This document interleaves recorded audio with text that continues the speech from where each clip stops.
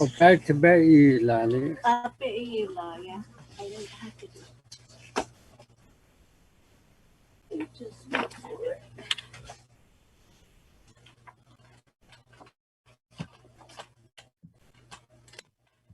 Can you hear me, Commissioner Grass?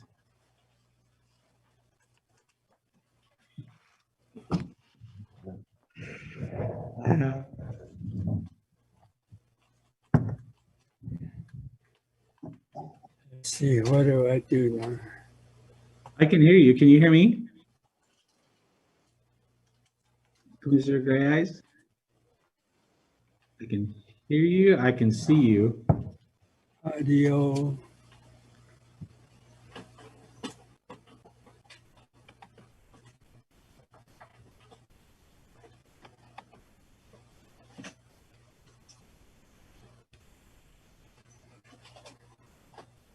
Very funny. Put on the shirt. That's kind of good.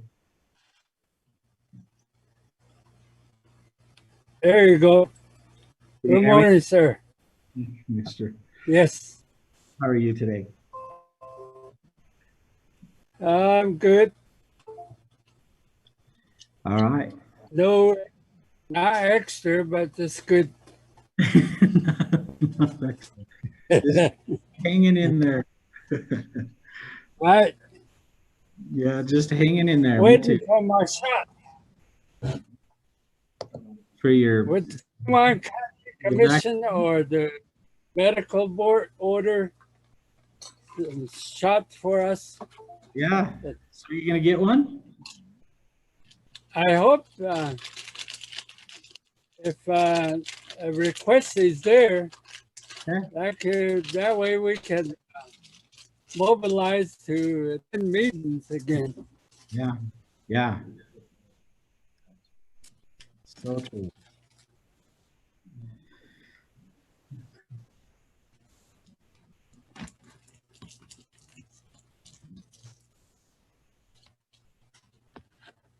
Let me see here. Commissioner Marigoy, can you hear me?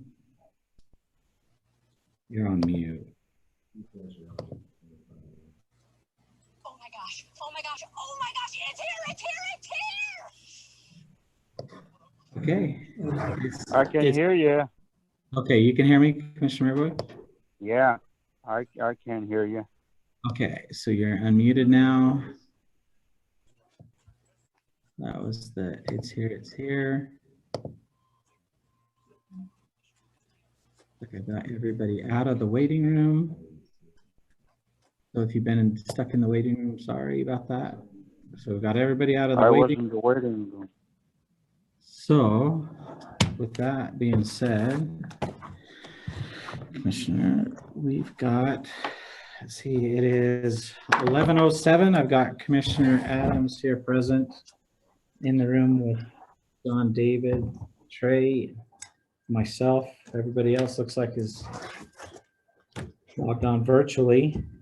And so we can go ahead and we've got Commissioner Gray Eyes on. Looks like everybody's ready to go. Good. 11:07, did you say? Correct, Or 11:07. 11:08? 11:07, I'd like to call this meeting to order. Thank you very much for those of you that had joined us in our commission meeting. So, Commissioner, good morning, both of you.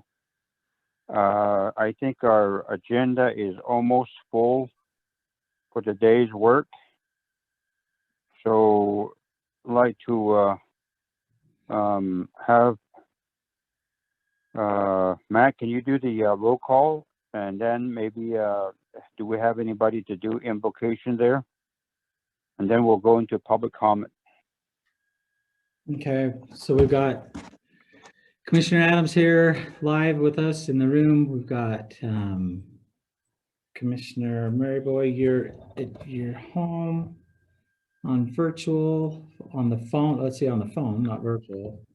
And then we got Commissioner Gray Eyes, who's virtual on here. So those are the three of you. John David's in here. We can have Trey give the invocation. Trey, you don't mind? Sure, I can do that. Our Father in heaven, we thank you that we are able to be here to discuss the county needs, and help us to have the Spirit with us and help us to keep thee in mind. In these things we say in Jesus Christ, amen. Amen. Thank you for that, Trey. Amen. Thank you very much. How many people do we have online? The record, Mac? Oh, let's see here. So you've got a lot of staff that's on here, and then 4 of the 5, 6 public, 7 public, and then presenters as well online. So total participants, Okay. 2 participants.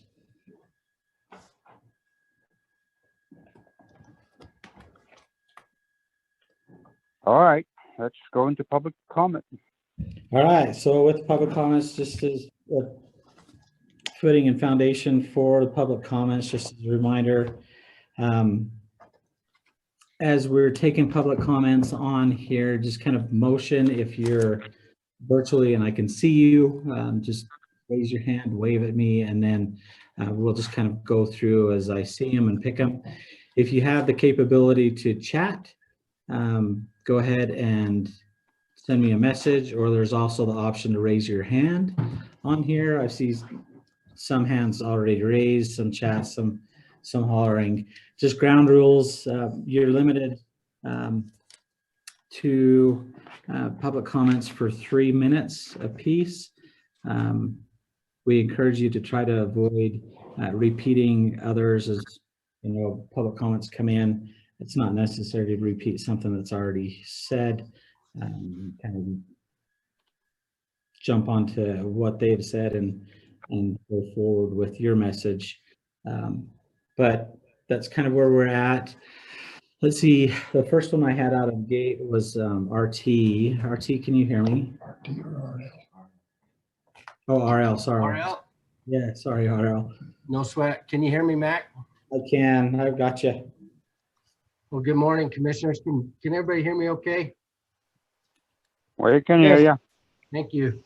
My name is RL Wilcox. I'd like to thank the commissioners and the county staff for their help in our efforts in stopping Lisbon Valley Mining Company from ruining our drinking water.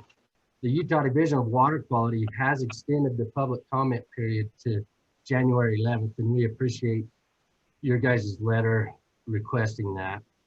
With this extension, we're working on many fronts to stop the aquifer exemption. We also believe that there are some things that the county should strongly consider to protect the most scarce and valuable resource in San Juan County. We would respectfully ask the commissioners for help in this process with the following ideas. A more strongly worded letter to the Division of Water Quality stating San Juan County strongly opposes any process that intentionally injects any harmful chemicals into any source of water, and creating a county-wide ordinance that prohibits any process that intentionally injects any harmful chemicals into any source of water. You know, if Lisbon Valley Mining Company gets this aquifer exemption in Lower Lisbon Valley, it will set a precedent for in situ mining everywhere else in the county, including resources in and around the Bears Ears National Monument. This is the time to stop any aquifer exemption in San Juan County. This is the time to protect our water and our environment that has been unspoiled. I ask, you know, is this copper really worth letting them destroy an aquifer that supplies drinking water to San Juan County residents and businesses?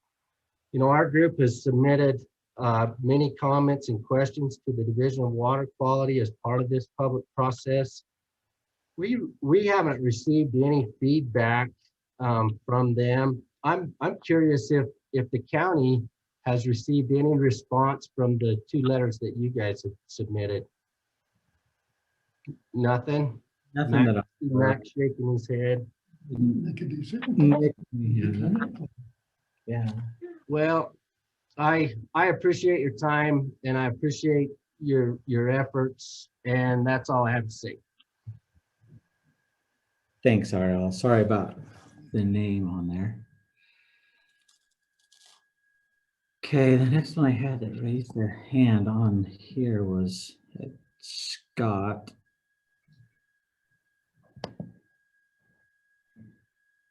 Scott, can you hear me? Oh, I can. This is actually Julie Stevenson. I'm using Scott's phone. Can you guys hear me? Absolutely, Julie. Just mention where you are located in the county and then go from there. Okay, I'm Julie Stevenson, and I'm a full-time resident and co-owner of an operator of Three Step Hideaway in Lower Lisbon Valley. And I also wanted to thank the Juan County Commission and staff for not only hearing our plight with the Lisbon Valley Mining Company regarding in situ copper mining, but I also want to commend you for understanding that this proposed type of mining would not only be immediately detrimental to Lower Lisbon Valley, but it would eventually become lethal to all of San Juan County. Our land and water are precious resources, and without these, our very lives would cease. My husband and I came here 7 years ago to live a peaceful and quiet life, and we have worked very hard to build a successful business from scratch. We are upstanding members in our community. The second sentence in the Declaration of Independence declares our basic human rights. It says, quote, "We hold these truths to be self-evident, that all men are created equal, that they are endowed by their Creator with certain unalienable rights, that among these are life, liberty, and the pursuit of happiness," end quote. If Lisbon Valley Mining Company or any other company is allowed to experiment in our county with these hazardous chemicals in our sandstone soil, a process that has never been tried, they will contaminate our water and destroy every living thing that lives here, including plants, animals, and people. In situ mining will strip all of the residents and tourists of their basic human rights of life, liberty, and pursuit of happiness, because it will completely destroy this precious land and its water.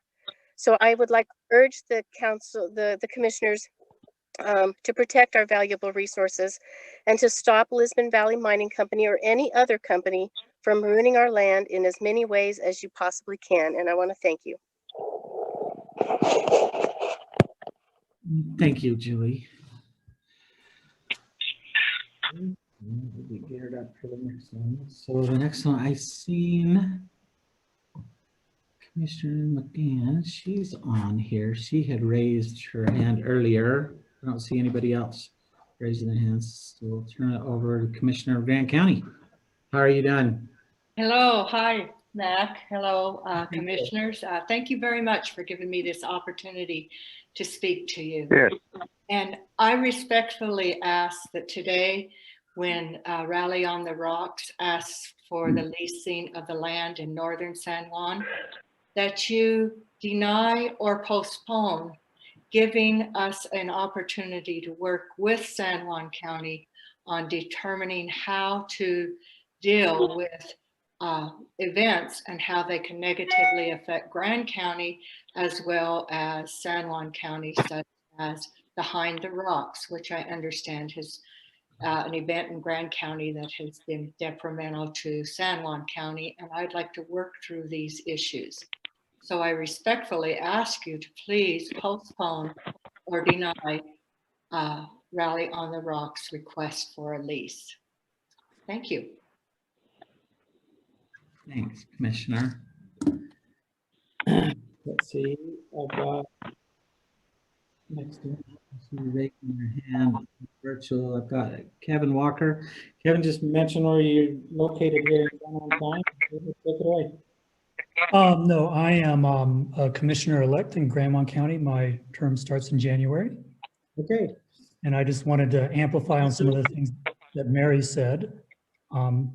As you all know, Spanish Valley is managed by 3 different governing bodies, Moab City Council, Grand County Council, and San Juan County Commission. So coordination is obviously very important. And we just want to make sure that things are being coordinated well. I spent a lot of time campaigning this past March, and by far the largest complaint I hear from people who live in this valley is a excessive noise from UTVs and other tourist-generated noise. And the biggest single factor there, or the thing that's brought up the most often, is the Rally on the Rocks event, which generates more complaints than any other special event in our community. Responding to that, both the Moab City Council and the Grand County Commission have put a moratorium on approving events such as that. But it's my understanding that the event organizers are trying to, evade those moratoriums by moving their trade expo across the county line into San Juan County. If the event was going to be entirely in San Juan County, like down in Monticello, for example, I would have nothing to say. It's up to you guys to decide that. But if they were riding the same trails they were going to ride otherwise and just moving the trade show a mile or two beyond the county line, then it has all the same impacts. And very strongly request that you not grant this permit. I think that's the neighborly thing to do. And I also wanted to echo what Mary said, is that my understanding is maybe certain events we have in Grand County, and cause impacts on San Juan County in terms of law enforcement or search and rescue.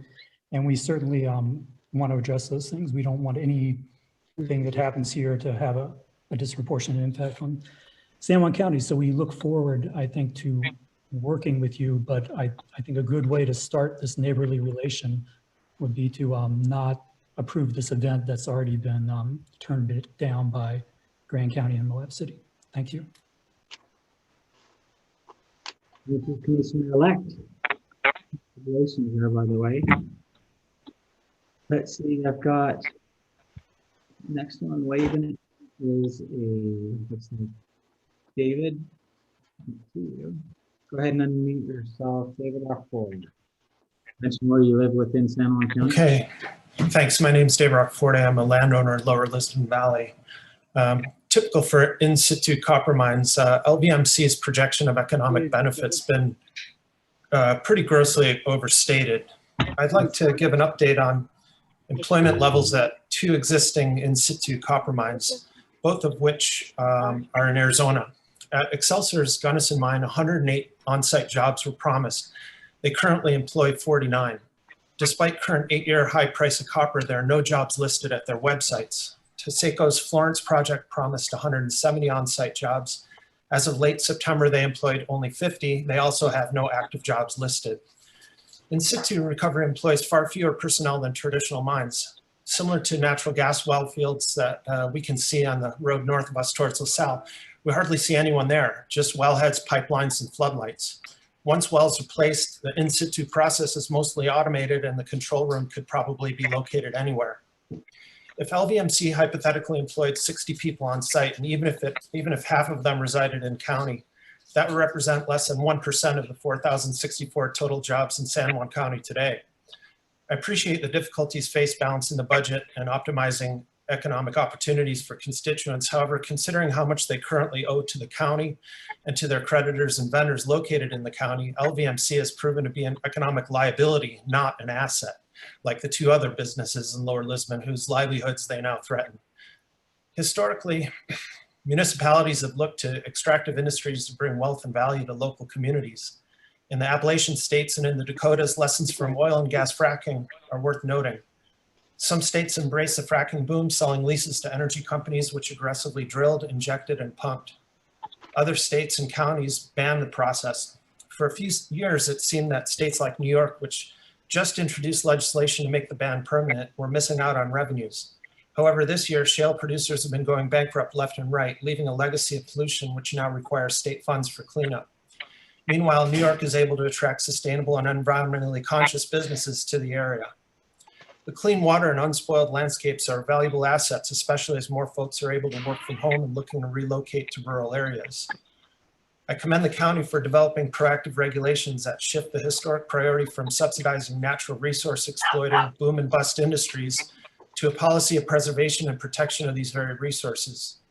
Building on the Bluff Town Council stand this year, prohibiting toxic aquifer injections countywide will send a clear message and represent a much more valuable investment for San Juan County, one that will pay dividends far into the future, especially when compared to the economic losses that LVMC has imposed. there's anything we in Lower Lisbon Valley can do to help support these initiatives, we're at your service. Thanks. I can email these comments with references if you like. Thank you. Thank you, David. That was just right in time. Okay, the next one I had on here was Lance. Go ahead, Lance. Yep, I'm here. Can you hear me? Yes. Go ahead. Just mention where you're from here in the county and your last name, and go ahead. Okay, so I'm Lance Chernus, representing Rally on the Rocks, actually located in St. George, where I reside at the moment. And we've been discussing with you, Mac, about the possibility of moving our vendor headquarters to San Juan County. And a little background on the rally. We've been holding our event since 2011. Always strive to be a good invited guest and do all the things we can for the community, via donations to search and rescue, HMK backpack programs, and the like, you know, in the Moab area. And due to the growth of the UTVs and side-by-sides, the rally has become kind of a target for all things bad related to side-by-sides. I view our event as exactly the opposite. We educate our guests on what it means to be a responsible recreation rider, and as well to honor the slogans and the throttle down in town and all the things that Moab is trying to encourage side-by-sides to do. We actually educate our people and try really hard to have people be good invited guests. And despite our best efforts, as previous comments have been made, Grand County no longer is inviting us to put our event on in their community. And due to our good standing with the BLM, they have decided to keep and honor their commitment to our 7-year permit because of our good track record. And we are committed to move to San Juan County in one fashion or another, whether it's on airport or private property. And would love to support San Juan County and our donations via the school district, San Juan County Search and Rescue, and we're looking at some of our options to do some fundraisers as well to potentially support the Navajo Nation. No details on that yet. We're just working towards that, but we would love to be a great invited guest and prove to San Juan County that we are a good event for your community, and we'll try hard to support everything that best we can. And we're committed to move there, you know, one way or the other. Thank you. Thanks, Lance. Okay, anyone else? We should make a public comment. I don't see anybody in the chat.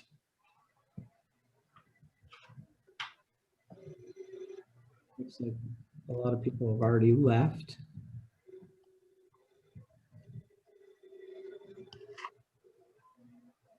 If there's any other raised hands, not seeing any. Okay, Commissioner Maryboy, if there's no other public comments, it looks like everybody else is staff and Okay. members of the public. Well, thank you very much. Those of you that had called in to give your thoughts and your concern to our commission meeting, we appreciate that. We may seem to not recognize or overlook certain things. It's just that we have to massage the idea of where we're at right now in the middle of a pandemic. As you all know, that we're broke. Money we need. Number two, the position of the commission is that we have to do what we have to do to make ends meet for all of you, and also to try to defray some hardships for others. So please do understand, at times we may take a hard decision, and just understand, and we will be a community at San Juan County for many years. So after we get out of this pandemic, I'm sure that things are going to be a little different from where they're at. So with that, go on, Mac. Okay, the next item on your agenda, Commissioners, is the consent agenda. On the consent agenda, item number 1, you've got the November 17th through December 1st commission meeting minutes. Check registers for December 2nd through December 8th. You got the 2021 Predator Control Management Contract with the State of Utah Department of Agriculture and Food. This has been a contract for several years now. The cost on there is $6,000 a year, $3,000 of which we get Department of Agriculture. Can you smell it now? And then, let's see, I checked with them, just so you're aware, there's about $8,177 that are still in those funds that can go to producers here in San Juan County. And so if we approve that, we just need to get that message out there that producers that are being impacted. So this would be cattlemen, sheep grazers. Even I checked to see if this was available on the reservation as well, and it is, where it is within San Juan County. You can call up and use them as predator control. And so it's something where for the last several years, nobody has taken us up on this opportunity at the state and the federal level. Is that for shooting coyotes? That is for shooting coyotes. Yeah, that predator control. We need Commissioner Maryboy, you've got to shoot more coyotes. Yeah, Totally. and I have to. Yeah. Yeah, go ahead and read the whole thing into the record, Max, so we can accept the agenda and then take some action. Okay, so the 4th item on the consent agenda items is the policy statement establishing a disadvantaged business enterprise program in accordance with regulations of the U.S. Department of Transportation, 49 CFR Part 26 for the Cal Black Memorial Airport projects. This is it's required for any federal funds that we participate in this program and make it an effort to find any disadvantaged business enterprise, whether it's women-owned or minority-owned, that we're offering opportunities for everybody equally on government grants. If we don't continue with this policy statement, it puts the funds in jeopardy. And so that right there is your consent agenda items for your approval. What about number 5? Number 5. Oh, hold on. That's the next. Yeah. So we just had the That's 1 through 4 on consent. Okay, sorry.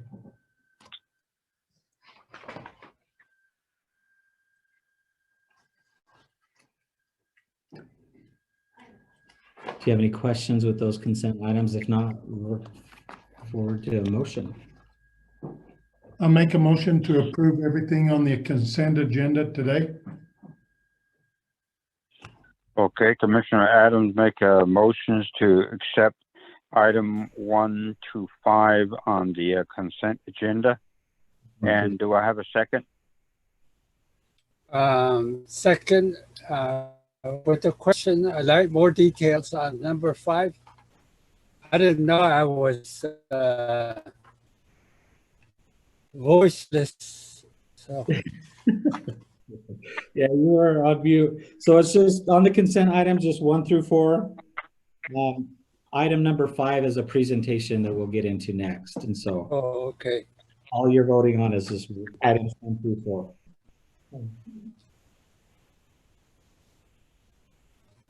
Okay, we have a motion and a second to accept item 1 to 4 under the consent agenda.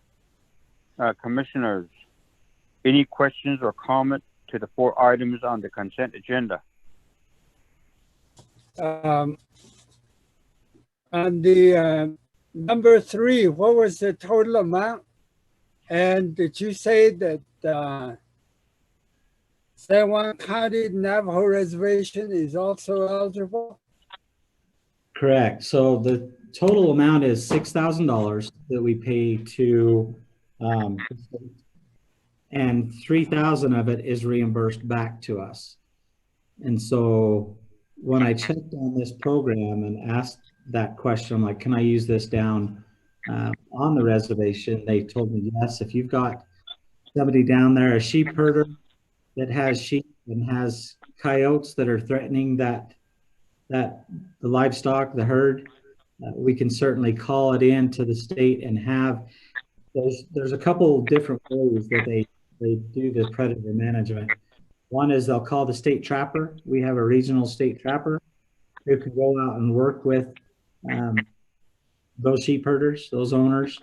And then he can call in, whether it's a helicopter or fixed plane, or even the federal government also has a plane that they can fly around to help eradicate those predators that are attacking that livelihood. What about mountain lions? Yeah, same predator. Okay. Bears. Anything that is a predator, considered a predator, those are all considered predators. Typically, you would see the coyotes out in the desert area, up in the mountains. Yeah, that'd be that. And so for the whole entire county. Good. Okay, if there's no any other questions or comment, all those in favor? Aye. Aye. Aye. Thank you very much. Moving on down. Okay. Now, item number 5. Number 5, you have a, hold on, let me get some people in the room. So on number 5, you've got a presentation on Energy Fuels, a major business and employer of San Juan County. This presentation will be given by Mark Chalmers, the CEO and president of Energy Fuels. Mark, take it away. And thank you, commissioners, for the time to present a bit of an update. Okay, a bit of an update on Energy Fuels. Look, I realize I have limited time, so hopefully this is just an initial sort of quick briefing of kind of where we are. There's some exciting things happening. I did give Mac a press release we made yesterday, and I also gave him a presentation, which I'm not going to share on screen, but it's available. So I want it to be on the record on sort of what we're doing in Energy Fuels. First of all, yesterday we announced that we are going into commercial rare earth production at the White Mesa Mill. We're very excited about that because literally in the next few months, we'll produce about 10% of the rare earths required for the United States. This is important to San Juan County because rare earths are used in electric vehicles, wind generators, cell phones, computers like we're using today, and we'll be producing 10% in the United States rare earths in 2021. We think we can uprate that, and these are clean, green jobs for the future of energy in the United States and around the world. We believe we can get up to about 50% of the US requirements, which would make San Juan County the largest producer of rare earths in the United States. And so you need to watch this space. We believe, and we can support this, that this can create about 100 new high-paying jobs, 50 to 60,000 a year with benefits in the next couple years.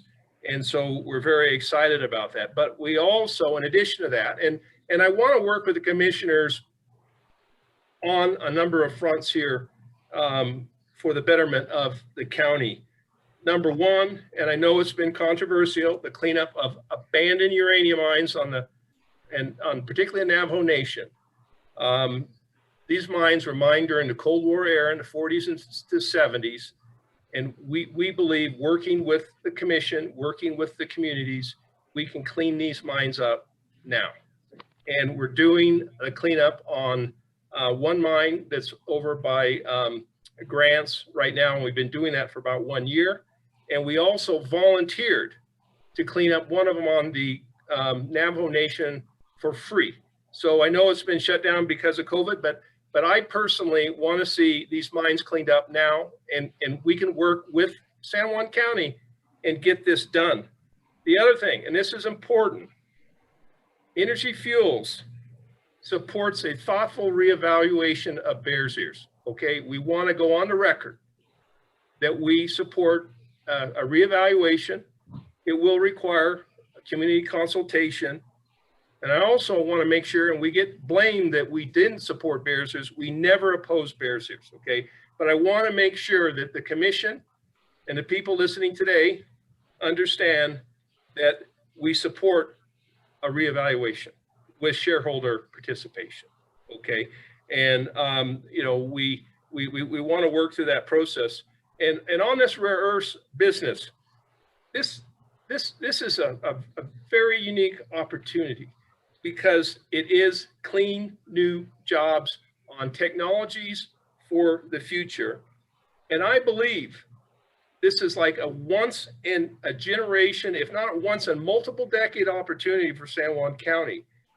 And I'm committed as CEO of Energy Fuels, and I want people to understand, I have lived in the area. I lived on the LaSalle's back in the 80s, working with Indigenous and Navajos, living with the Navajos. So I have a conviction for helping Indigenous people and cleaning up the environment.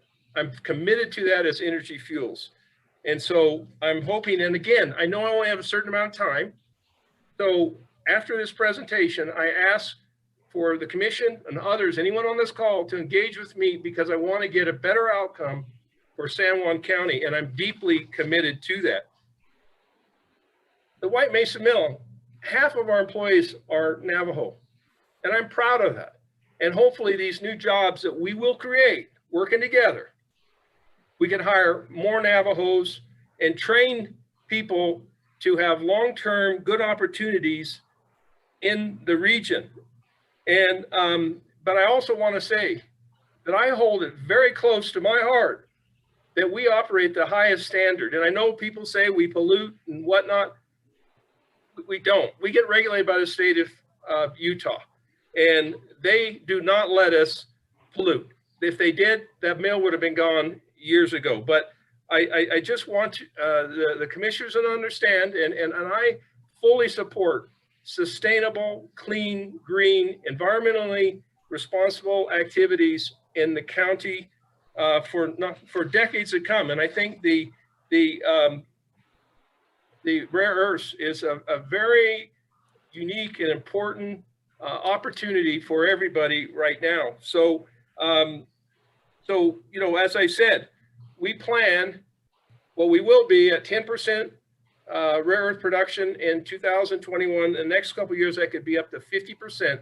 And San Juan County could become the critical mineral hub of the United States with these clean jobs. So, you know, I want the county to understand that this is an important moment, and I want them to understand that any of you can contact me anytime, and I'm willing to come down and go into more details on this front. So, and on the cleanup of the Navajo Nation and abandoned mines, again, I am committed to that as a company. So, you know, as I mentioned, and I'm just going to go into a quick summary here because I don't want to belabor, because there's too much to cover here in this presentation. One, as CEO, we're committed to work with the local stakeholders and the communities. Two, we think that the local communities and the native tribes should benefit from the future successes of our company.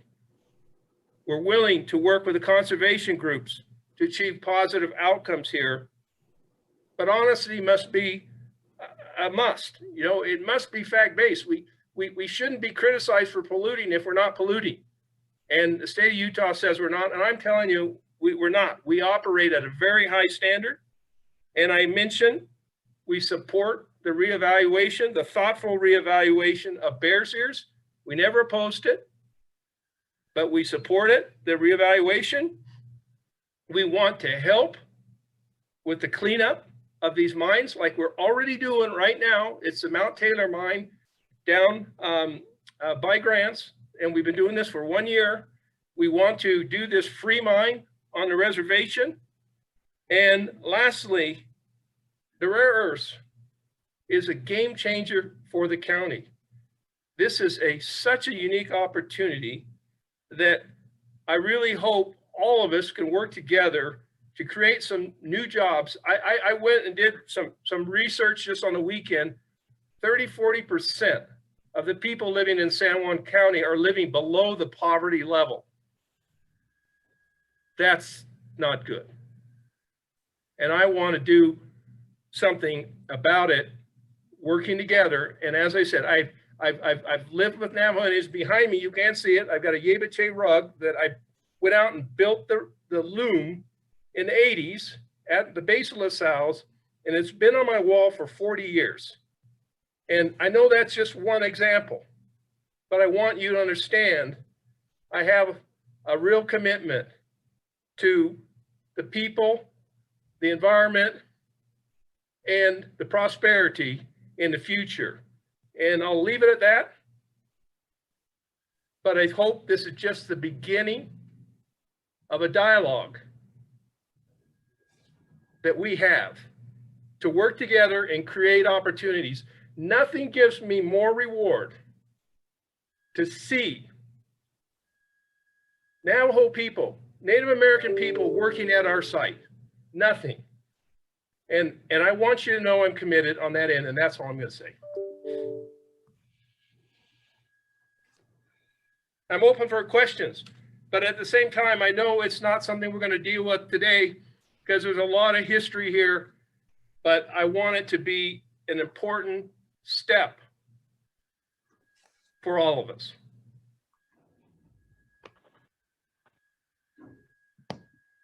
Okay, thank you, Mark. Let me check, make sure Commissioner Maryboy, are you still on, Commissioner Maryboy? I'm here. Let's go for a motion to accept so we can ask questions. Motion. Motion by Commissioner Gray Eyes, and do I have a second? Second. Thank you very much. Okay, open for comment and questions.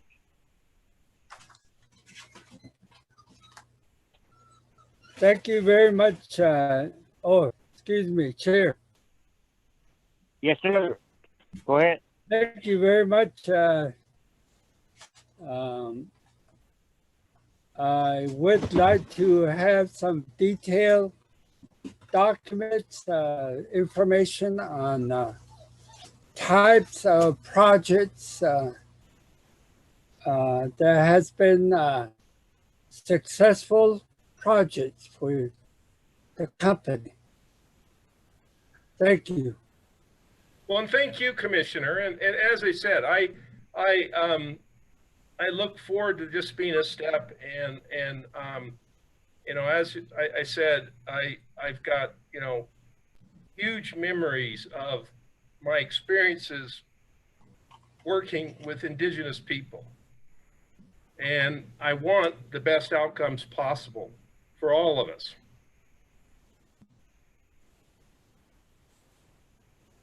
And Mac has my contact details. So when people can meet one-on-one or even virtually, I am ready and willing to go into more details. But it is this is really a special opportunity, this rare earths, because with declining revenues and oil and gas and the coal mines and carbon emissions, San Juan County and the Four Corners region can be in a transition to these new jobs. And those new jobs are for the energy and the efficiencies of the future. And that is a very unique position to be in when the traditional sources of energy in the United States, particularly around the world, has been carbon emitting And that's what I'm excited about with this press release we made yesterday and the future for the county. So to be on the front foot, not the back foot, but the front foot of leading the way in the United States and in the state of Utah. Another concern that I have is the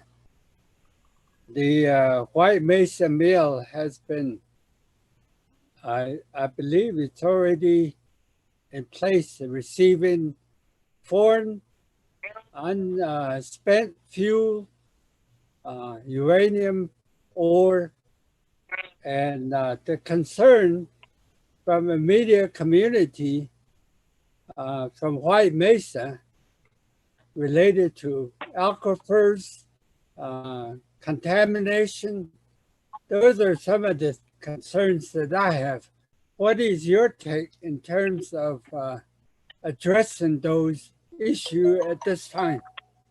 Look at and those are legitimate concerns. You know, if we're polluting those aquifers, we can't do that. You know, we cannot allow that to happen. Okay, so I know people are concerned about that, and I can tell you with our monitoring programs, the facilities we have in place, we will not pollute the aquifer. And the state of Utah is our regulator. They're responsible to overseeing that with our monitoring wells. We also, have these cells, these RCRA cells. They're dying for 1,000 years, triple line, designed for our tailings facility. One of the things. So we're not polluting. I mean, it's an industrial site, but we're not polluting because the state and we tell people we're not, but people don't believe us. And I understand it, but I absolutely recognize and respect people's fears because if we're polluting, we shouldn't be allowed to operate. We shouldn't. Okay. So I accept those concerns, and I just think we have to take more steps for people to understand what we do and how we do things. Now, one of the things that I propose with going forward with the rare earth business is I think that it's going to, and it's a business that has the potential to generate hundreds of millions of dollars per year. It's probably better than the uranium business or the vanadium business. It's probably got more opportunities, but with that revenue, that will create opportunities to do more in the community, more taxes, and even further upgrade some of our facilities. Okay, so Dr. Willie Gray Eyes,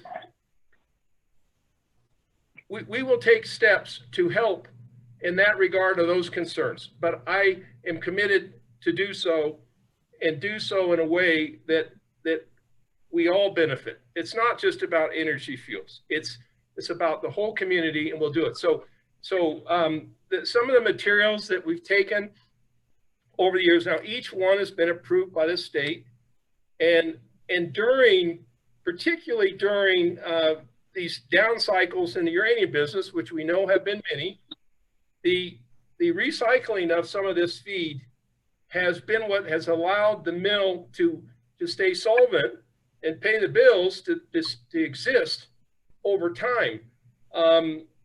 The rare earths revenues that can be created, that'll start to be created next year, diversify us from some of those type of activities. Not that they're polluting, but that gives us some other opportunities. So let's continue the dialogue. I know your time is valuable.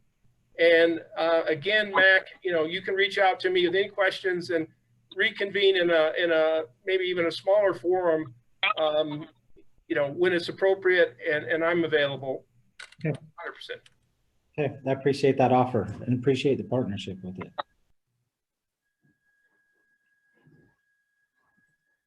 Any other questions or comments? Well, I know the intent is there, but how soon will those, let's say the one, as I have been told that there's an old collection cells that's not meeting the requirement as regulation states. One of those, and that is sipping liquid, contaminated liquid into the ground. Those types of situations, on a timeline basis, when will these be addressed properly? Yeah. Or so forth. Thank you. Yeah, and again, continuing on from that, the mill has evolved over 40 years and the cells have progressively gotten more sophisticated. There's been improvements in technology and design and we recognize that. Now, there is no record of these cells leaking, but I want to say, as I said earlier, this opportunity creates an opportunity to build new cells in time and continue that evolution. So you know, what I'm proposing is not just one single thing. It's going to be a number of things that all create the better and the best outcomes possible. So I'm committed to that. And again, as I said, I appreciate the questions and I appreciate the concerns, because I would never do anything to harm the environment. But at the same time, we want to work with the county and the people to get these better outcomes. And at the same time, I think these green jobs with rare earths, you know, everybody's using rare earths right now in this video conference. To know that San Juan County can be the leader on that responsibly, not contaminating the groundwater, doing the right things, is an exciting outcome. That is a deep concern for me, because even though you're not contaminating, let's say you state that there's a potential sitting right on the edge, and the life and safety issue is the concern, the bottom line for downstream residents. Those layers of formation does have a slope all the way from White Mesa Mill to White Mesa Community to Bluff City, Utah.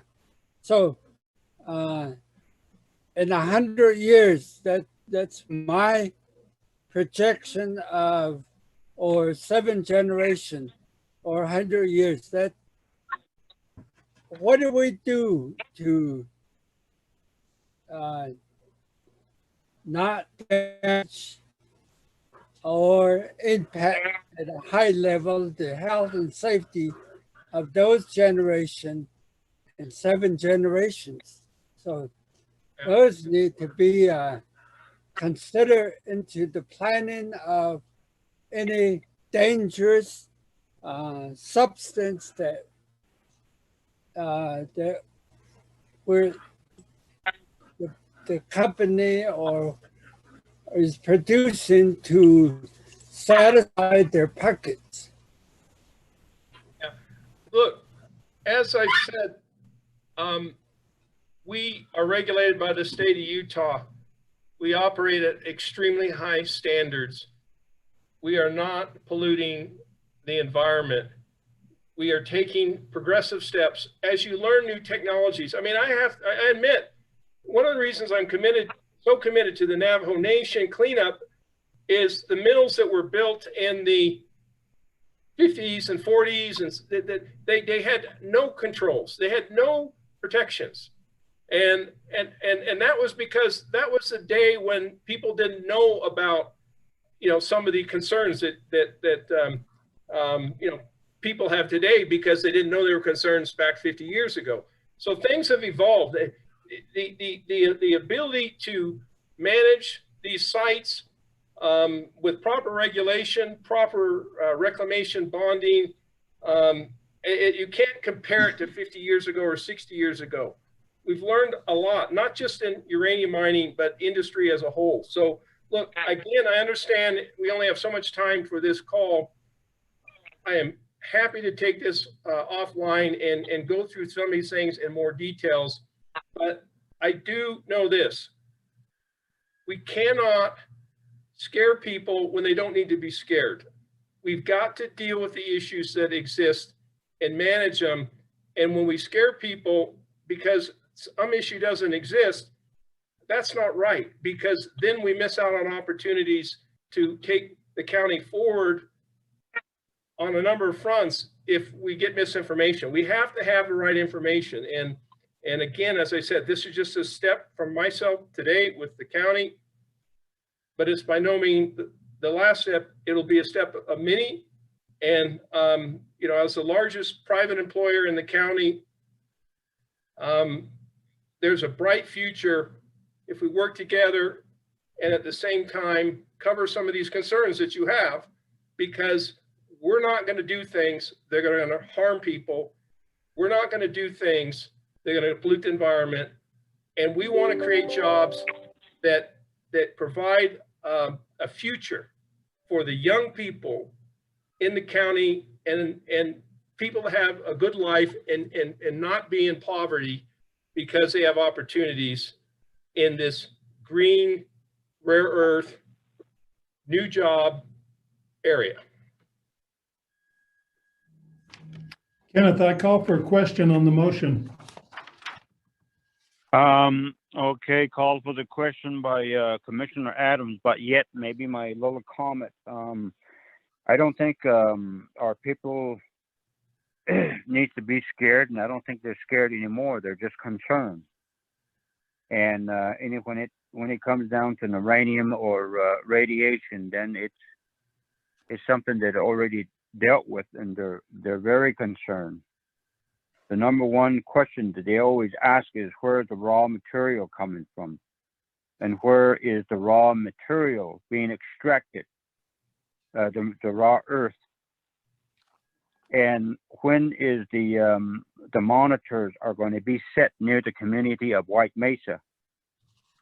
At the same time, you say that the lining of the materials or the waters will not be polluting into the aquifer. And it seems like when we talk about this, it's got to be somebody else's fault. Somebody. We don't talk about what we're going to do. Let me tell you something. When the operation started, when I used to go to school in Bluff Elementary, there was a whole slew of semi truck going through Bluff, right in front of elementary school. There used to be these materials that fall off, and now I know it's a yellow cake. Nobody told us not to play with it. We mark on the road and play with it all day long, and sometimes we take it home when it's cold, when that stove gets hot and red. You move it onto there, that thing starts glowing with all these different effects on it. And nobody's going to talk about that. Just like years from now, nobody's going to talk about who made a decision to make all these to happen. I think your job is to communicate with the community on the reservation, which is the chapters. They're the one that's going to be impacted. And they're the one that's going to be suffering the consequences. As I said earlier, the people and the kids that I played with back then, a lot of them are gone from some kind of a cancer or some kind of an illness. And nobody wants to talk about that. It's got to be somebody else's fault. So that's where we're at, and we're willing to listen to you. And if the people from the reservation would understand, I think you might have a better input on this. And also, whenever time when something arises, it seems like the company starts using the Navajo people against Navajo, and that isn't right. I think the company should come out and say, "Oh, okay, oops, we made a mistake. Let's talk about it. How do we fix it? And let's see if we can work it out." None of that has happened. it's always people fighting among each other because the upper hand has the say so. So with that, hope you take it back and share it with whoever your investors and whoever the parties are that are involved with the energy fuel. And thank you very much for your report, commissioners. All those in favor in accepting the report? Aye. Aye. Very much for all three commissioners, and yeah, let's learn. The past is the past. Let's look to the future where we've made huge advances on a lot of fronts, not just uranium mining, all kinds of industries. Thank you. But again, appreciate your time. Have a good day. All right. Okay, Matt. Next item. Okay, the next item on the agenda, we're moving into the business action items.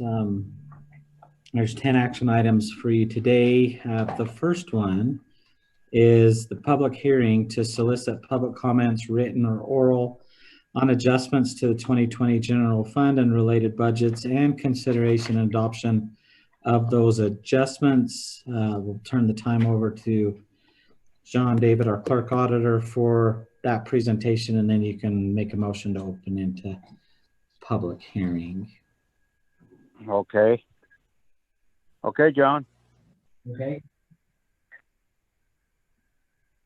Very well.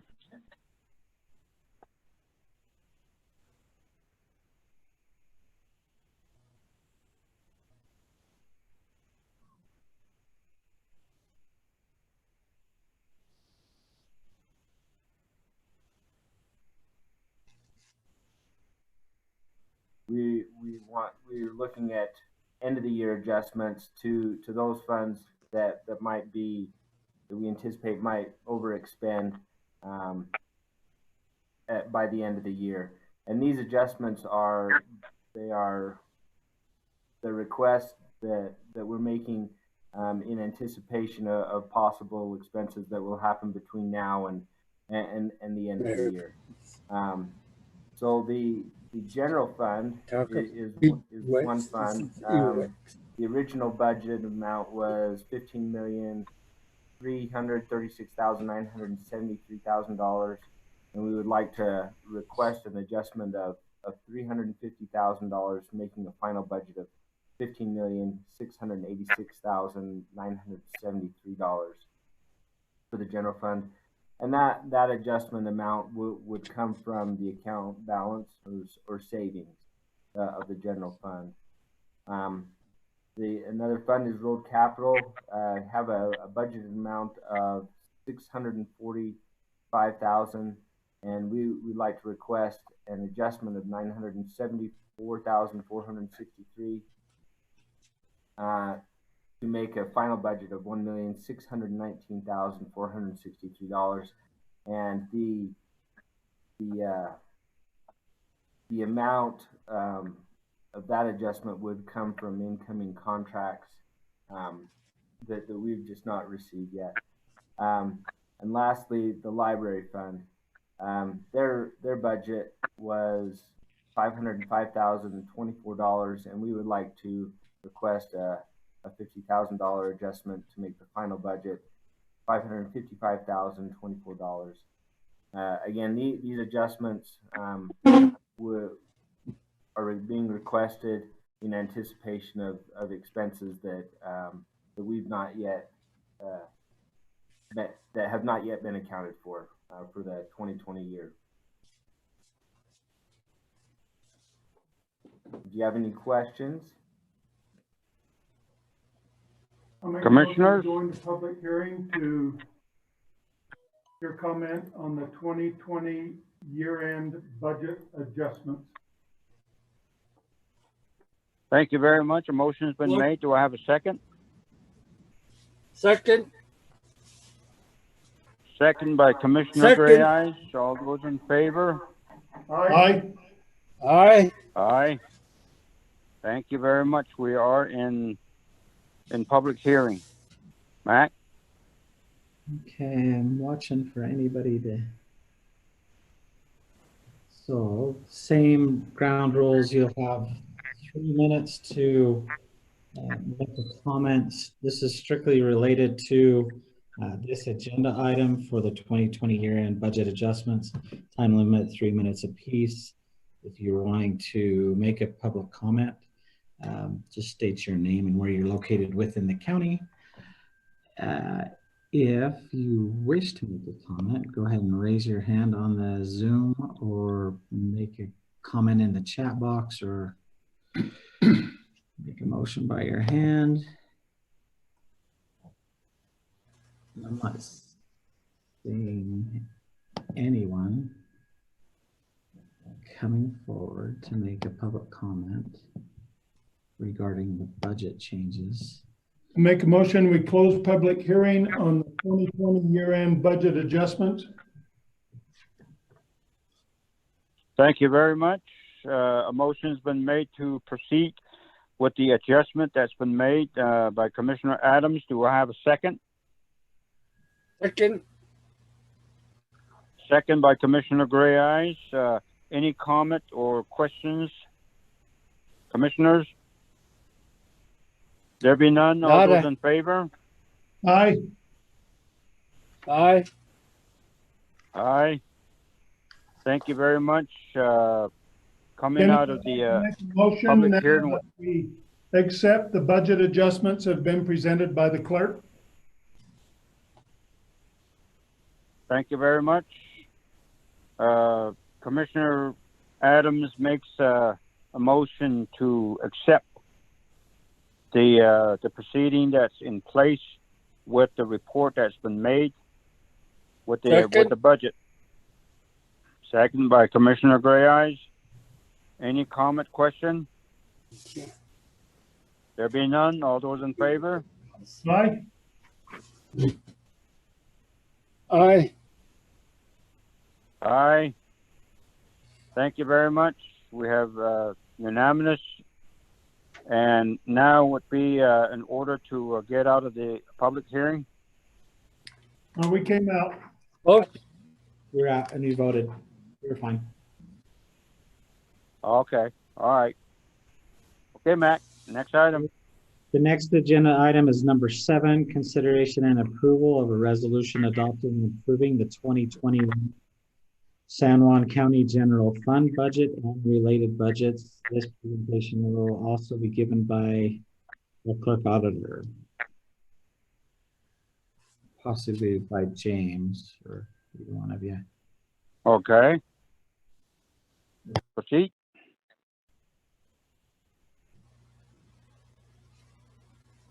Can you hear me again? Okay.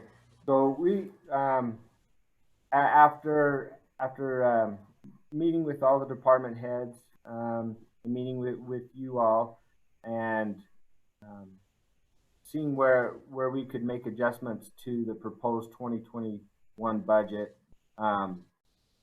we have a resolution to accept the proposed 2021 budget as the approved budget for the upcoming 2021 year. I think you all have the budget that's up for approval. Do you have any questions on it? Yes, I do. Okay. My understanding is that this is the only time that really the commission, in representing the citizens, have a chance to approve each of the department heads' budgets. I'm concerned that some of the department heads may not take as serious as other department heads do in preparing their budgets and considering all possibilities that might affect the citizens of the county. I'm also concerned that there may be some in the county who don't believe that the only people in the county that can approve any spending of taxpayers' money being the three commissioners. My understanding is that is a state law. And so when a department takes an action based on approval from an advisory board, that still has to be ratified or approved by the commissioners. And if this is that time that a department head is expecting commissioners to approve the actions of the advisory board, I have serious concerns about it. Because I certainly do not think that the commission has taken a position to increase any department's budgets based on an increase in salary or bonuses that may come at Christmas time.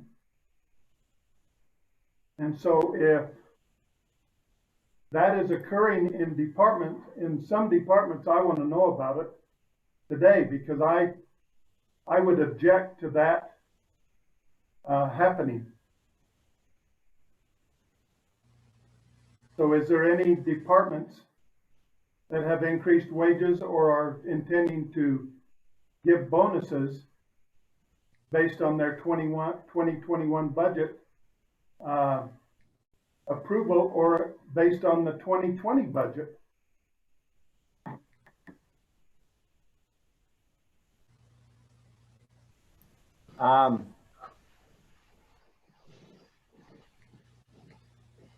I don't know of any Christmas bonuses that have been proposed, but I believe that the public health department has made a request to adjust the budget based on the board's decision from what we had discussed previously.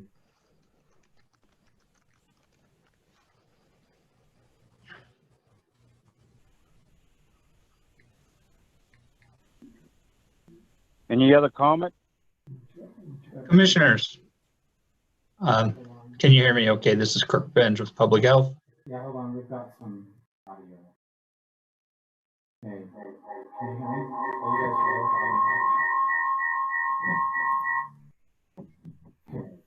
you hear me? Boy, that's pretty bad. I wanted to make a comment. Can you hear me? We can hear you. Who's this? This is Kirk Benj with Public Health. Have we established a motion yet, Mac? No, I think this is in direct reply to Commissioner Adams' question regarding the increases in salary. And well, without doing that, let's establish a motion before we allow any others to make comment, unless if he's an agent to the individual that's presenting the report. Okay. Motion for discussion? I'll make a motion for discussion, but I'm not prepared to make a motion to pass the budget. That's okay. That's okay. Do I have a second? For discussion, yes. Yes. All right. We have a motion and a second. Okay, Kirk.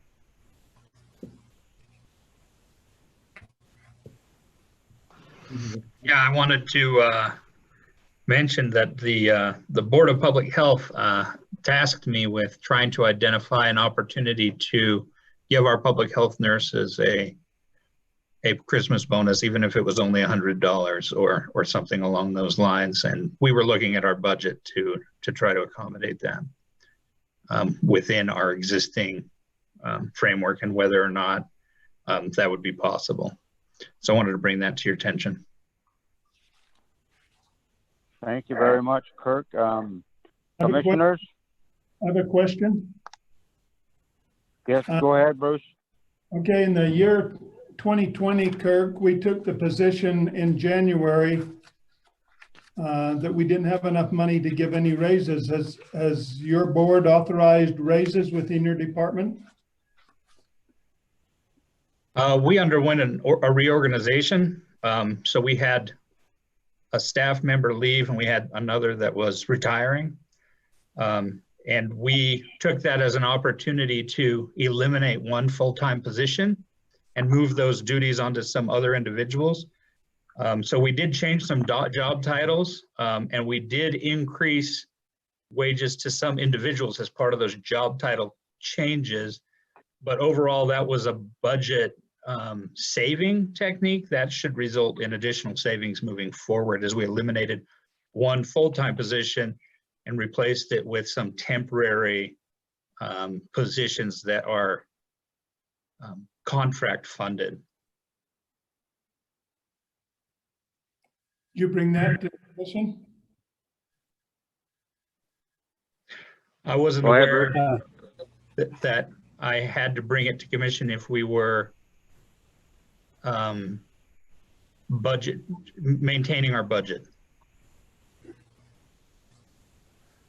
was my understanding that if we were saving money, saving the county obligation, that didn't have to come before the commission, that we would have to bring it to the commission if we were exceeding our budget.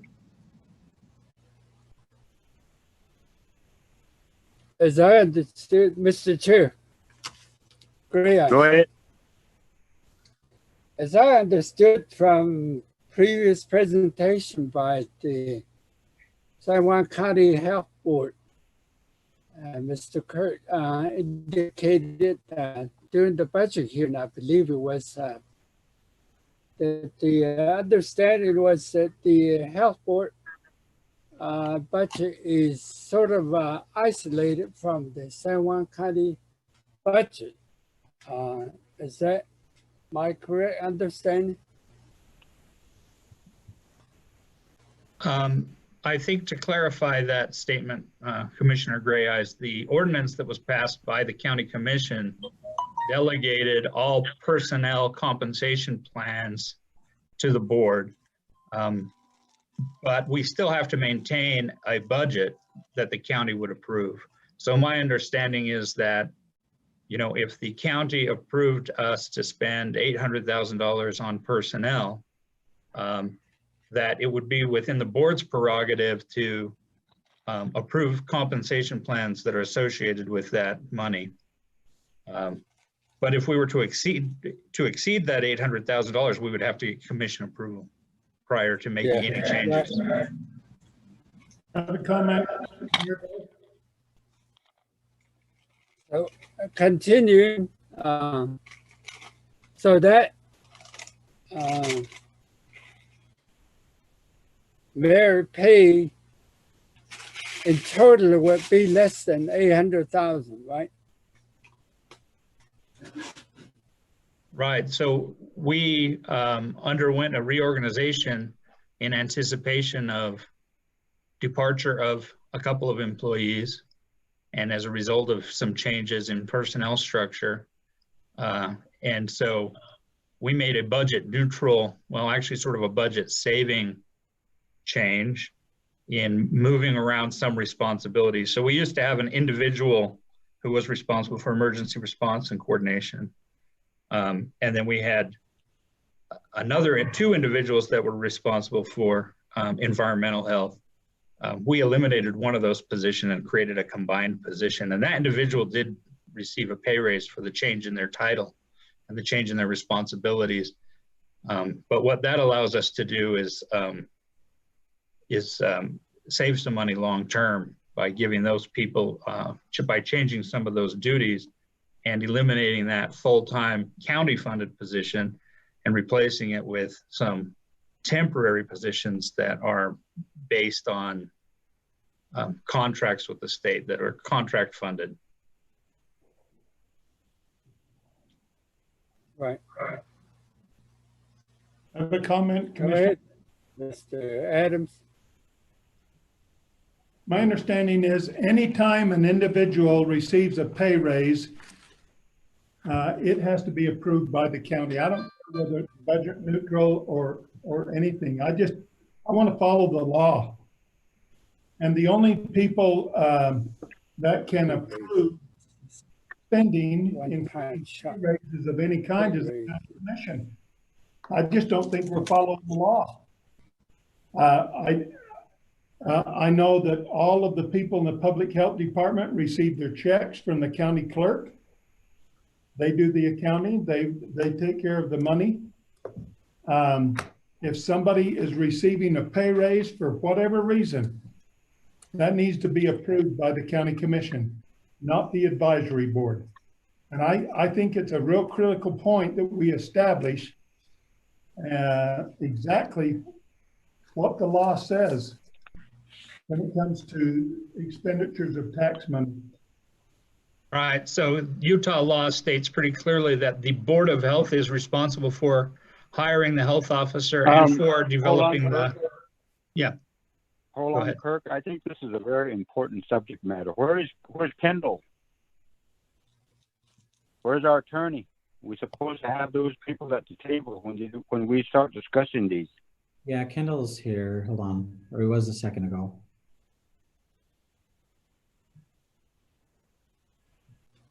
Let me see. Let me get him back on here. He was here during the energy fuels, and then I haven't paid attention.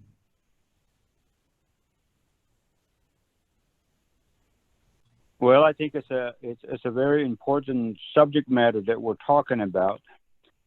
But believe me, I'm for one that. Yes, sir. Is there, if you're going to apply the state laws whereby considering this a bonus, which is a one-time, I believe, versus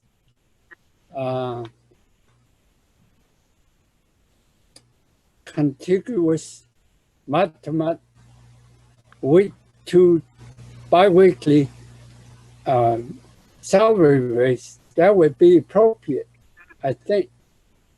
I have no idea. Maybe we need a legal person to. I've asked Kendall to jump on.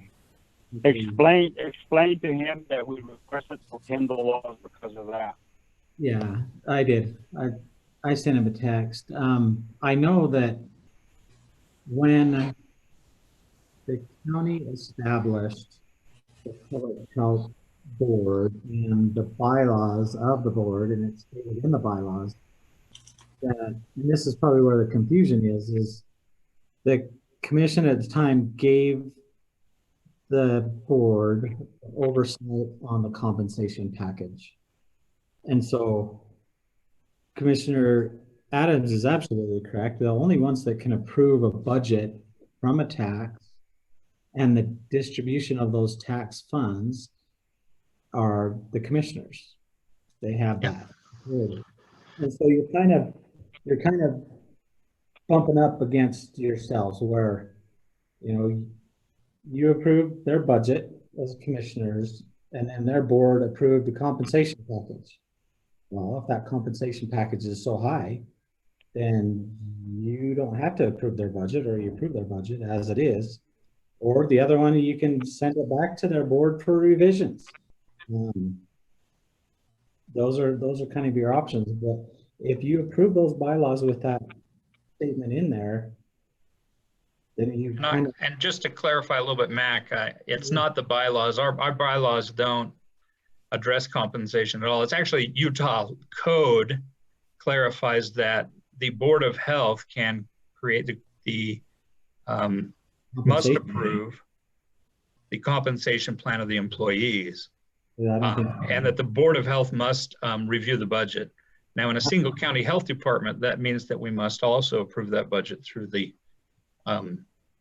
county commission. And so when the county passed the ordinance that created the health department, by ordinance, we adopted the Utah code language that clarifies that the Board of Health is responsible for hiring the health officer and for approving a compensation plan and for reviewing the budget.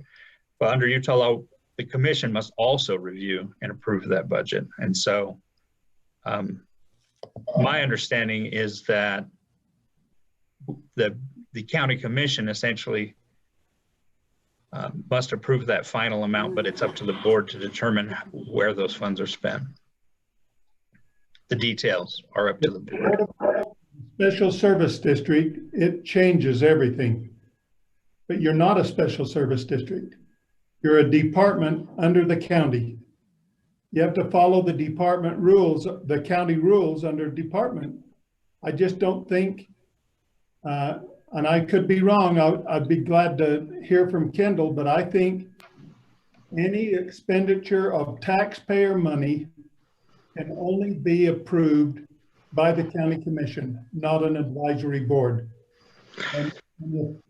Well, I think that if you look at the bylaws are wrong, if our bylaws are trying to trump state code, I think we're going to get in trouble. No, our bylaws are not trying to trump state code. Our county ordinance has adopted the state code verbatim. The interesting thing is that public health under state law is a type of district. We are a public health district under state law. It's not a special service district, but it is slightly different than a typical county department. I think that there's probably room there for us to improve this process. Well, Mac, is laws there yet? With what's going on right now with that particular budget, and I need some clarification from the legal department before I'm willing to approve something different than what we approved last year. Mac. He's on the phone. Where's our attorney? I can't get either of them. Abe, I reached out to. Okay, what we'll do is this is a very important subject matter. I will pause right here and go to the next item. As soon as Kendall gets here, remind him that it's important for him to be sitting in on the meetings. And we're looking for some answers. So go with the other subject matter, and then we'll continue to go back as soon as Kendall shows up. Just because of him, we don't need to hold up the meeting. Okay, let's see. Get all my papers in order now that I strung them out. So the next item on your agenda, put this one on hold, is the Entrada subdivision amendment number 1. This is by Scott Burton, our subdivision administrator. Yeah, can you hear me? I gotcha. All right, so yeah, we've got the first one here is the Entrada subdivision. It's the amendment number 1. It's amending lot 14. This is down in Spanish Valley. They're creating 4 lots out of one larger lot and a little private access road circle into that subdivision. So I have 2 subdivisions.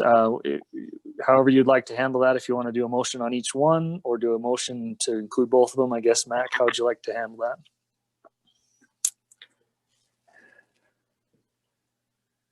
That would be a commissioner's consideration. What do you wish, commissioners? I'll make a motion to improve the Entrada subdivision amendment number 1. Do I have a second?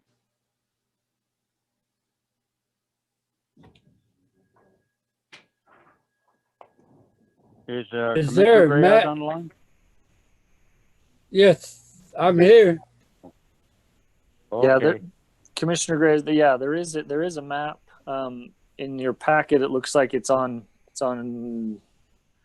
well, on mine it's showing page 112 of 148. Yeah, so page 112 of your packet.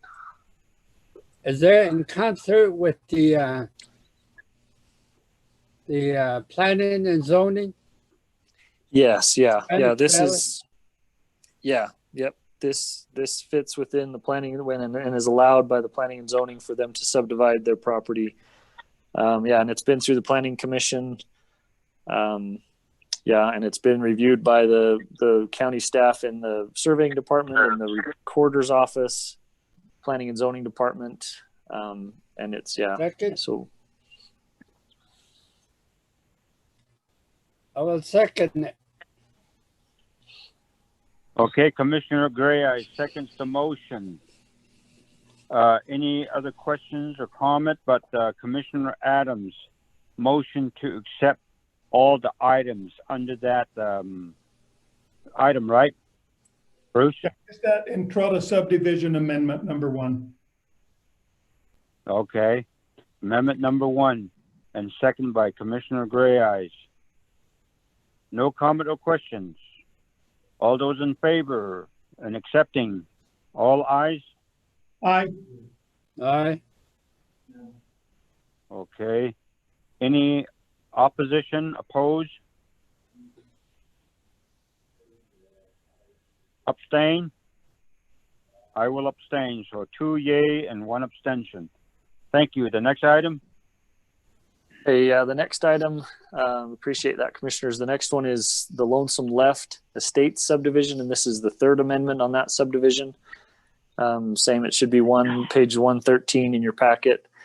On this subdivision, they're taking, they had some smaller units on lots that they had previously amended, lots 1 and 6, and they're turning those back into quarter-acre lots on those with access off of Tangren Drive and Tangren Circle on those. And then they're also adjusting the lines on lots 10 and into, so we have 10C and 10D. So a couple different spots on that. They're just amending it within the existing subdivision on this one. So, and same with this one, it's been through the planning commission. It's been reviewed by the county staff and found ready to move forward. Okay, commissioners. Yeah. Motion. Motion by Commissioner Gray Eyes. Second. Second by Commissioner Adams. Go ahead, Commissioner Gray Eyes. I was going to ask if this is in Spanish Valley. It is. So my question is no. Okay. Okay, all those in favor? Aye. Aye. Aye. 3 ayes. Thank you very much. The next one item. Thank you, commissioners. That's all I had. Okay, thank you. Mac, is he back yet? I am.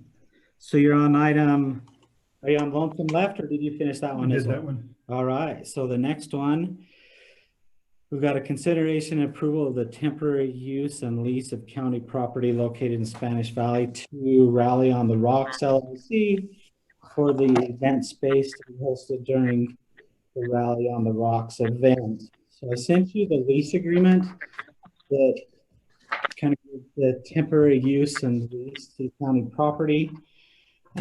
This is that county property in Spanish Valley, located at Spanish Valley Drive, right kind of in that corner area of Spanish Valley Drive and Old Airport Road. We don't have anything going on our side of the property. If you remember, that was a purchase of 10 acres, county 5, and the health department for the clinic took the other 5.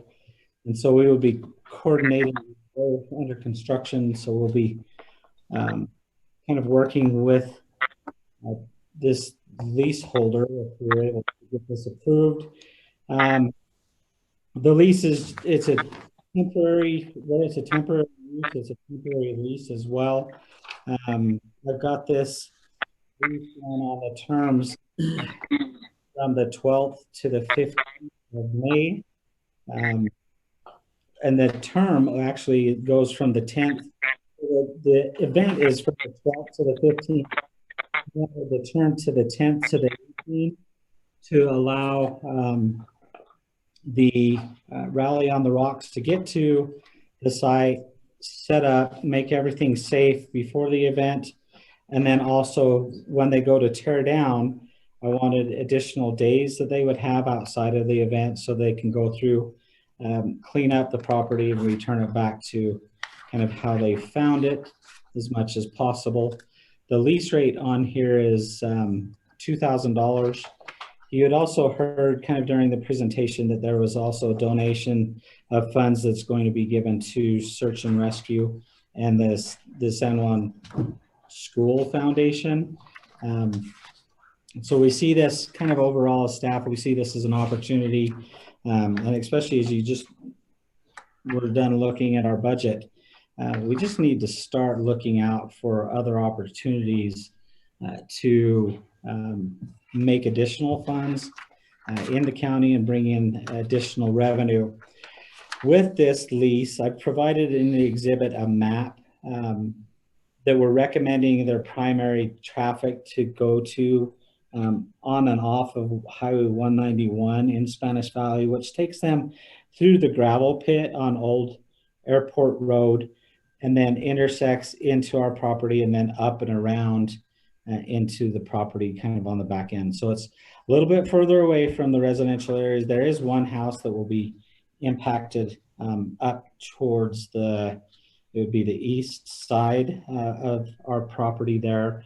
But literally this kind of takes you through that gravel pit area where there's already kind of a noise issue that a lot of people say with the gravel and the equipment going back and forth. And so a little bit away from the residential areas as well, but I can anticipate you're going to get people driving up Spanish Valley Drive, which is a major thoroughfare through there as well. One of the things, one of the sections that I added to the lease that I just wanted to point out as kind of mitigation efforts, let me find it, on section 5 of the lease at page, it'd be page 116 of your packet. If you're looking at the conditions there, these are specific to the event itself. So all site preparations shall be provided by the lessee to the extent that preparations are done in a safe manner to protect the public at all times. San Juan County Public Health approval is required for the vending event prior to holding the event. And then San Juan County Public Health guidelines shall be adhered to at all times for both vendors and public attending the event.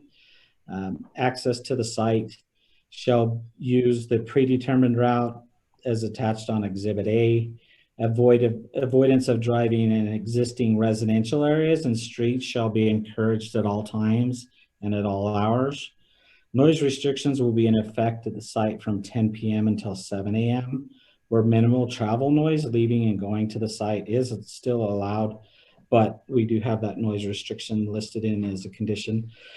The lessee will encourage event attendees and operators of OHV and ATVs as defined in Utah code, so that they're aware of that, the behaviors and awareness regarding local sound and noise concerns, and to encourage those users of the vehicles to meet measurable muffler standards, which is about 96 decibel levels. This is in accordance with standards in other states throughout the country based off of the SAE J2825, as well as the SAE J1492. It'll also be a condition that the lessee will provide their own security and only use the county sheriff in an emergency. We want to still make sure there's a minimal impact and cost to the county for this event. The lessee shall provide work with counties or shall work with county staff on mitigation measures with keeping dust at a level that is acceptable to the county. Any damages caused to road surface shall be repaired by the lessee at the lessee's cost. We wanted to make sure it's pretty hard to to determine in May whether or not their roads are going to be wet or are they going to be extremely dusty. And so we'll work with them at time to determine what we're going to have to do. But the whole purpose of that is to mitigate the dust, so there's minimal dust on the dirt road that leads into the county property. Lessee shall return the property to like conditions prior to expiration of the term, and the lessee shall provide adequate trash and sewer services according to the San Juan County Public Health. So it does have public health oversight, especially, where we don't really know what COVID's going to look like in May. Just kind of seeing our trend line, we anticipate that COVID will be here, but as we start implementation of the vaccine, does that number become fewer and fewer? Then, kind of like we've seen this last year, do our numbers lessen into the May area? What does it look like? And so it's kind of anticipating what it's going to look like in the future, but not really knowing what that all is going to entail. On here, I just want to point out, when you look at the fiscal impact on here, we do have that fiscal impact. What is not indicated in here is the amount of sales tax revenue that can be generated off of here. I reached out to Rally on the Rocks and just kind of asked them, and they've kind of given me some comparisons that they've seen in Grand County, where Grand County, they had seen the sales tax revenue increase multi-millions during that event. I'm not saying that that's going to be the case here, but in anticipation of that, the vendors and those people that are spending money with this type of rally typically have money to spend. They're spending money. I don't know if you've ever tried to price an ATV or a side-by-side. Pretty expensive. The equipment that they'll be selling for those are also very costly. And so we'd anticipated, if you were just to throw out, $1 million in sales tax that's generated from these vendors, that all goes to San Juan County, of which, if we were just simple numbers, $1 million, and we get 6% of the sales tax on there, that's $60,000 that you have a potential. And so with that, commissioners, we do have Lance, who is on line, who can speak to this as well. Just kind of, Lance, I don't know, I know you gave some public comments on this earlier, but I don't know if you want to just kind of explain a little bit more about how you guys work to control, because I know that you're very much aware of the Grand County concerns, and I've seen some of the information online as well about how you guys are also mitigating some of those concerns. And I think we've tried to put all those mitigation measures in here as much as we could without crippling anything or adding additional costs to the county. And so, Lance, I don't know if you can speak to anything else that hasn't been spoken to already. Not specifically. I'd rather just, be here available for any questions the commission may have in regards to our request.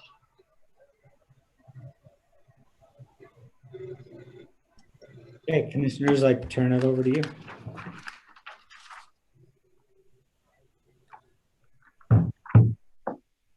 Commissioners? Do you want a motion before we make comments, or do you? Yeah, this motion for the discussion. Motion for discussion. Second. Motion by Commissioner Gray Eyes and second by Commissioner Adams. Is that what I have? Yes. Discussion. Okay, thank you very much. Commissioners. I'd like to make some comments. Okay, go right ahead.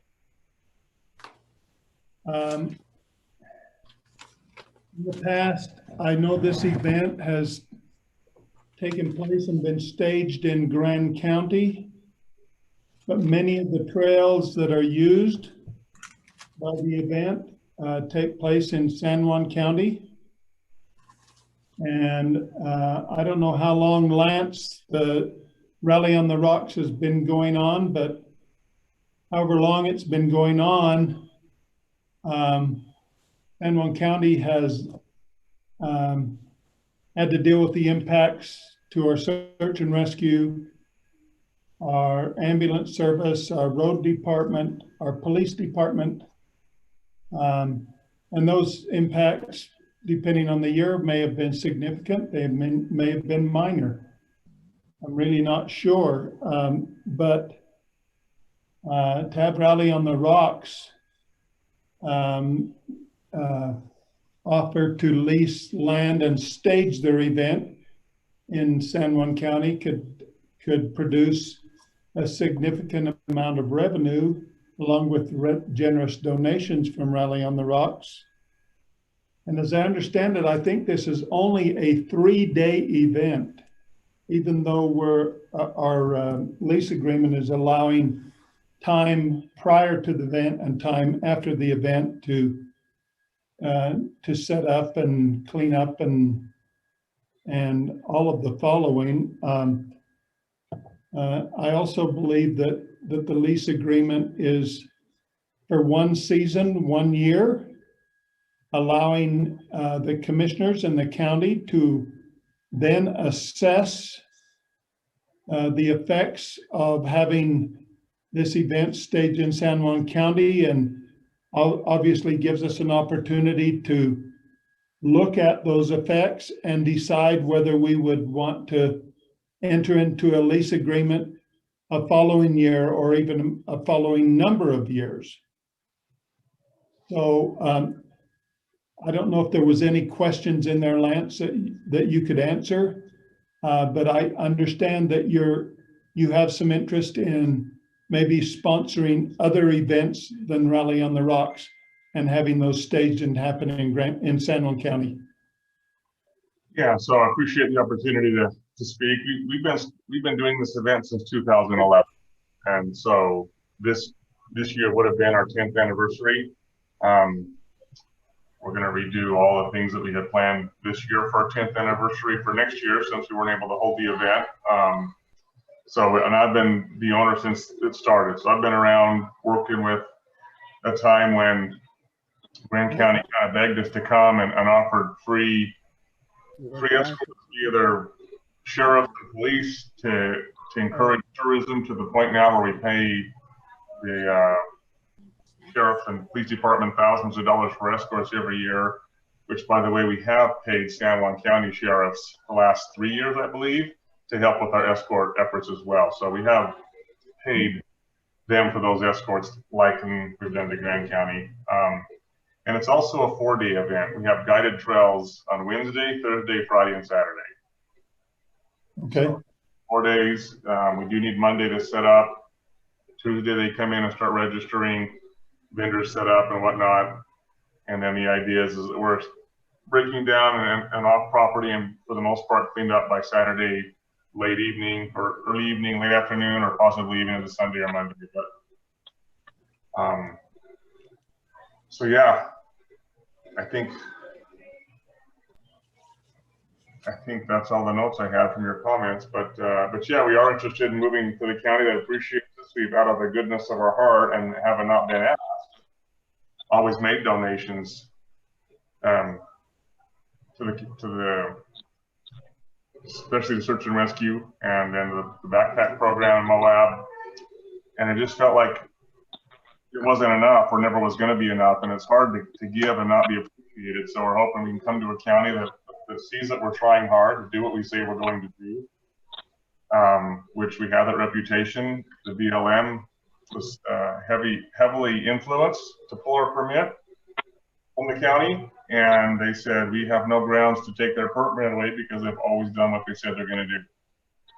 And we want to have the chance to prove that to you all, and welcome the opportunity to prove that, and then have this conversation again next year for maybe a multi-year use agreement.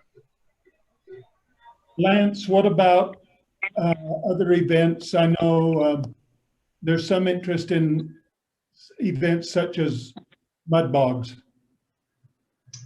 Yeah, we're always looking for new ways. You know, our motivation is to put on events and show people a good time. We've always done that, and with the restrictions on travel and the ever increasing need for people to get out of doors, then you know, mud bogs are typically a southern thing, but there's a huge following for these guys that have big tires and mud things. And so we certainly are looking at maybe doing something in the fall, whether it's a combo event, maybe it's some type of rock crawling, and we can build a mud bog close by for spectator friendly. So we're just gonna want to see how this May goes, and then everything goes great, then we certainly can look at doing other events like that and adding that to it, where it's kind of a unique thing in Utah to do a mud bog, but it'd be a great time. You're looking at this as kind of a trial period in San Juan County with the San Juan County Commission. And if all goes well and both of us are happy, then you'd come back in a year and speak with us again, right? Yes, our intent is to stick with you guys from here going forward. If for some reason Grand County had a change of heart and they said, we're welcoming you back now, we missed the revenue, we would tell them thank you, but no thank you. We found a new partner that appreciates us, and we're committed to San Juan County now. So for us, this is a long-term, hopefully a long-term arrangement we can have.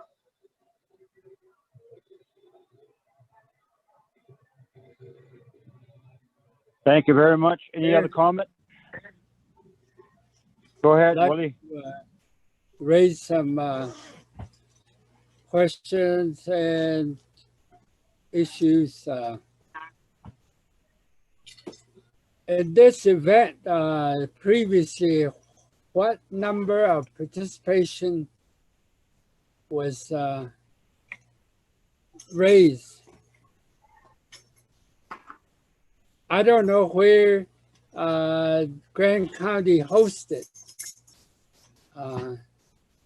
This seems to be a next door neighbor concern. The Grand County, I was contacted by the city and also by the county to possibility of tabling this issue, because we have time to discuss in more detail. We know what's going to be up front, but the impact, I know it's in San Juan County, the event will take place, but the neighboring town is the one that are concerned. So that's my comment, and I don't exactly know how many people. The other third consideration would be why not take it out of the Spanish Valley and put it in Monticello. I think we have an airport somewhere that's not being used. Maybe, I don't know. That could immediately impact those. We have accommodation, I believe, and that would address the number of people that would be participating. Thank you. Thank you very much, Willie. I guess my question would be, why do we need an airport? And then what kind of an event is this? Believe me, I'm a racer. I have 632 cubic inch blocks set to run with nitrous oxide and a mud racing machine. I got about 5 ATVs that are burning nitrous oxide for the drag race and to do that. Now, side by side, I got a Cowie 1000 that's getting ready for a turbocharger. So what kind of an event are we talking about? Those are the questions. And then the other one, we have motels in Monticello and Blanding, and I know that that's not going to be used. Number two, everything that happens up there, our search and rescue, our police officers, our EMTs, those are going to be up there from San Juan County, not Grand County. And talking about making some revenues, I don't see any way of making any revenues for us down here as it is. But as a kind-hearted person as I am, I'm kind of looking at this from Willie's point of view. Why don't we nibble on it for a while? Just tell us what you're doing and how it's going to work and how it's going to happen. I have at least about 6 or 7 different organizations from East Coast and North and West that are affiliated with any different types of organization in mud racing. The same thing with ATV, drag race, 2-stroke, 4-stroke. All of those are ready to go whenever I call upon them. So what is it that we're talking about, and how are we going to be making any revenue? So with me and the pandemic right now, that might sound kind of boring and old, but that's number one. What if this is not lifted yet? I can tell you one thing, I am not willing to expose anybody from San Juan County unless if they want to do it themselves to be visible at the event. But for me, I would say not to be commuting with anybody, social gathering. We've already lost a lot of people. I don't care who we are or where we come from or how we pray. We lost people. And I'm not about to ready to do that. So if this event, like what Commissioner Gray Eyes have said, if it's going to be off while, give us some more time and let us talk among each other, the 3 commissioners, how we can be a part, how we can benefit, and how we can work it out. But my question still remains, why do we need an airport? Those are the things, and what kind of a race or what is it that's going to take place? That's what I like to ask. And then I'm going to call for the question after your response. Okay, Chair, if I may, let me go into some of the explanation on there. One other comment, Mr. Chair. Go ahead, sir. Yes, not only the rescue and search and rescue team, also the law enforcement.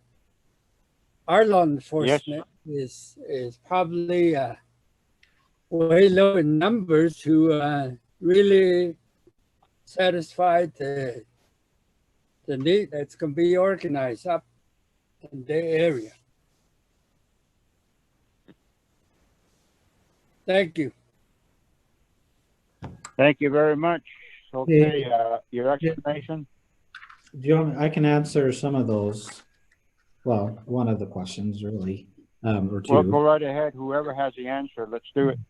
Okay, so regarding the COVID that you had mentioned, it's pretty hard to forecast, to know what the status is and what situation we're going to be under in May.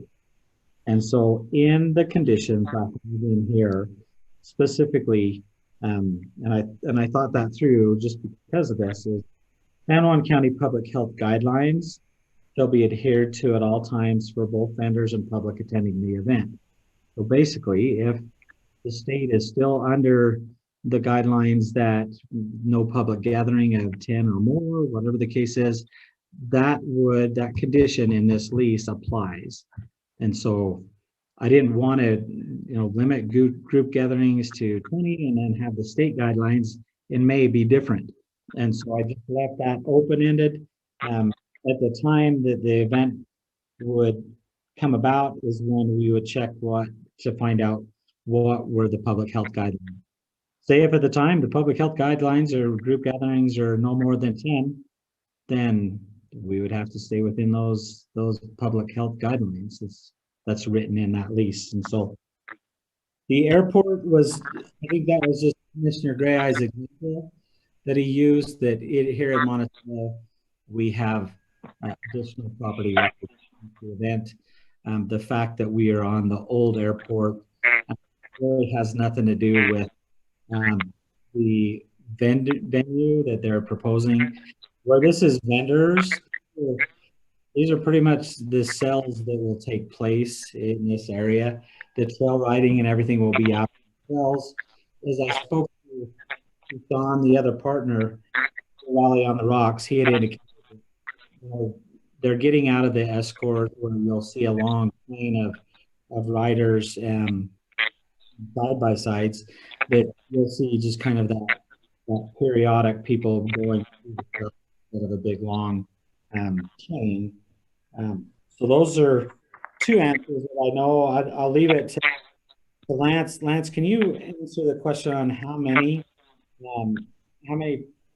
attendees are you anticipating in here, and then just probably explain that process of been in that area before at the arena, typically where you held, my understanding is where you held the vendor booths.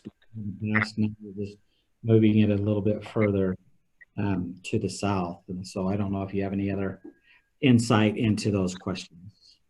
Well, yeah, those are great questions, and I feel remiss. I should have probably described the event to the commissioner before we started this, but this is a non-competitive trail riding, kind of a rock crawling event. There's no riding per se that takes place at the airport or at our vendor area. The area we're proposing to house the vendors at the old airport is just simply for the fact that it's somewhat asphalted and hard surface and not just dirt and sand that we can bring semi-trailers into and vendors. And that's what will take place just there at the old airport area, along with just our registration of our participants. But to follow that up in terms of how does this generate revenue for San Juan County, our vendors, I need to pull a number up, but they're selling hundreds of thousands of dollars of equipment and tires and roll cages and seats and all kinds of upgrades. They're at our headquarters, and so that tax revenue from those sales is the biggest revenue generator for San Juan County. Well, I'd hate to throw out a really high number because their numbers are somewhat private. They don't share us exactly. They just report to the tax commission, and then they distribute those funds accordingly. But other than the fee that we offer to pay, which is somewhat minimal for rent of the airport, the in-kind donations that we, have always done and will continue to do are large, but the tax revenue there at the site. So it's not like you got a bunch of guys running around going 100 miles an hour being obnoxious and loud, at this airport location. They'll just come in, they'll get their wristbands, they'll get their numbers that we give them for the side of their machines, and then every morning the people will meet at the various trailheads throughout Grand County and San Juan County, and they'll be escorted through rock trails. So it's all really low-speed stuff, rock crawling. And we average about 2,000 people per year that we count that come through our event. Some of them are all paid participants, and some just come and visit the vendor show, which is a side note. There's no charge to come visit the vendor show and spend money there. How we get our revenue is we charge the vendors to come and vendor fee, and then we charge on a trail ride. All right. Well, I have a good understanding what it's all about now. Okay, I believe that Commissioner Gray Eyes has an amended motion to table the item until further the discussion between the three commissioners. Is that right, Commissioner Gray Eyes? Yes, like to move to temporarily table to probably next meeting, provide us to consult with the neighbors up in Grand County and City of Moab as to what specifics their issues and concerns are. Thank you. Okay, amended motion. There's no comment to it. All those in favor? Tabling the item temporarily just to the next commission meeting.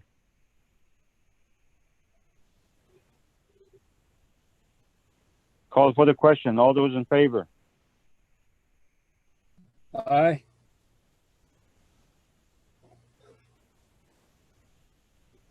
Aye. 2 ayes and an abstention. Any opposed? I vote no. Okay, 1 no, 2 yay, and bring this back the next commission meeting, and make sure that you give the items to Mac, so that way we have it readily available on our email. And like I said, don't worry. We need to make it through this and try to continue with our lives as the way we always have been, and make sure that the police department make their report as well to see how and where they fit in this, so that way we have a better understanding. Mac? Okay, is Kendall back? He is. He had actually, Or get him? he actually had a court case that he had to jump onto real quick, and so when I'm here, commissioners, and I think I have an answer to the question that you're asking. So the answer, at least the way that I understand the question, so let me make sure that I have the question right before I answer the wrong question. The question is whether the county commission has any oversight or any authority with regards to the health department proposed budget that was approved by, or maybe the salary increases or something that were approved by the Board of Health. Is that? That's not the question, Kendall. That's What's not the question? Can taxpayer funds be expended without going through the county commission? That's the question. So taxpayer funds in the county, I assume. Obviously, we're not talking about cities. Yeah, I would think that it would have to go through the commission. I thought the question was more specific to the health department, because I had an answer there as well. But if that's not the question, Well, the health department is a department of the county. So right? Can they expend taxpayers' money, taxpayers' funds without going through the county commission? No. So that was going to be my answer. Is in 26A-1-112. That's the section that deals with local health authorities, which is what we're talking about here, as well as appointment of personnel, specifically in 112. And it talks about how the health board has the authority to create merit systems, personnel policies, compensation plans, etc., and approve them. But then it does go on in paragraph 2 to say that they need to be ratified by the county. It doesn't specifically say the county commission, but I think that would be the only entity that would have that ability to ratify that. So it's kind of a 2-step process. Whereas, for example, with my department, I propose a budget and I bring it to the county commission, and then it goes through that process. The health department is a little bit different because they do have that health board that can do certain things. But at the end of the day, all of those decisions dealing with merit system, personnel policy, and compensation plans have to be ratified by the commission. And I don't know, historically, I don't know if the compensation plan has ever been previously approved by the commission. I mean, talking to Kirk, I'm not sure that it has, and so it would need to be ratified by the county commission. The health board is advisory board only. Well, again, whatever they do has to be in those areas has to be ratified. So yeah, you're right. It has to be ratified by the county commission. Zoom the only chance that the county commission has to affect spending and raises within the health department apparently is when we approve the budget.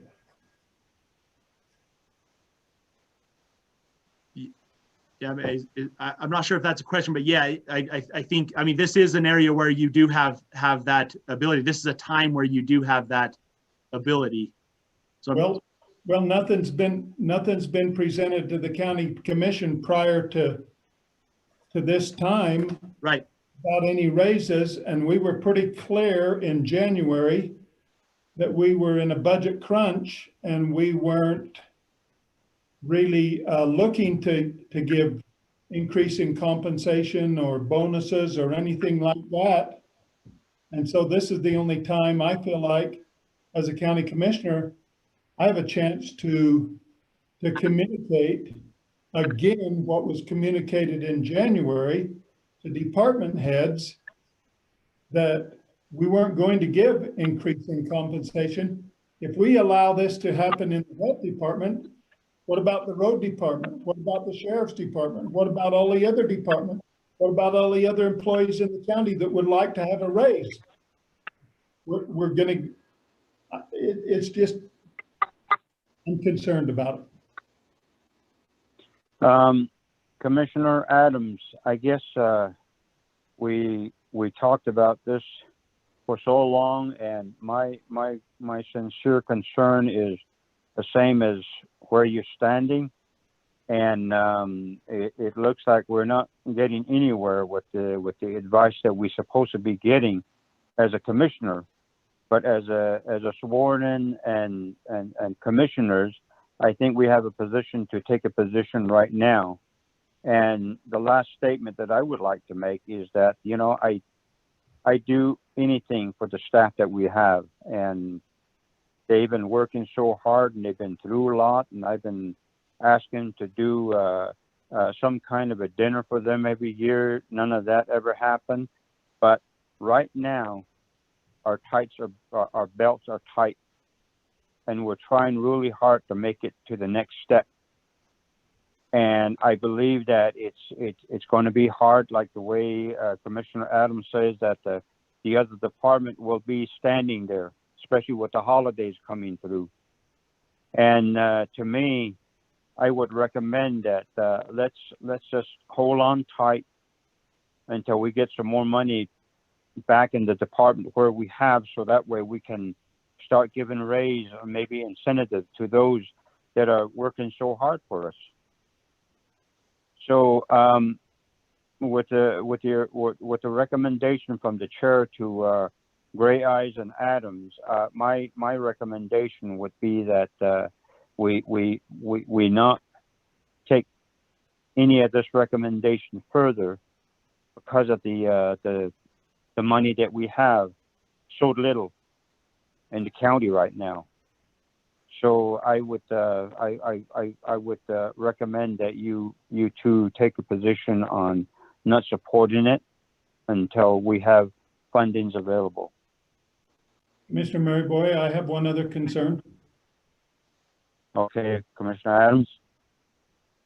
Kendall, I have a similar concern with your budget for this year. I know I've expressed this a little bit to you in the past, but I've done some research since we last talked. I've contacted Joanna Landau of the Indigent Defense Department in the state. They have grants available for funding indigent defense.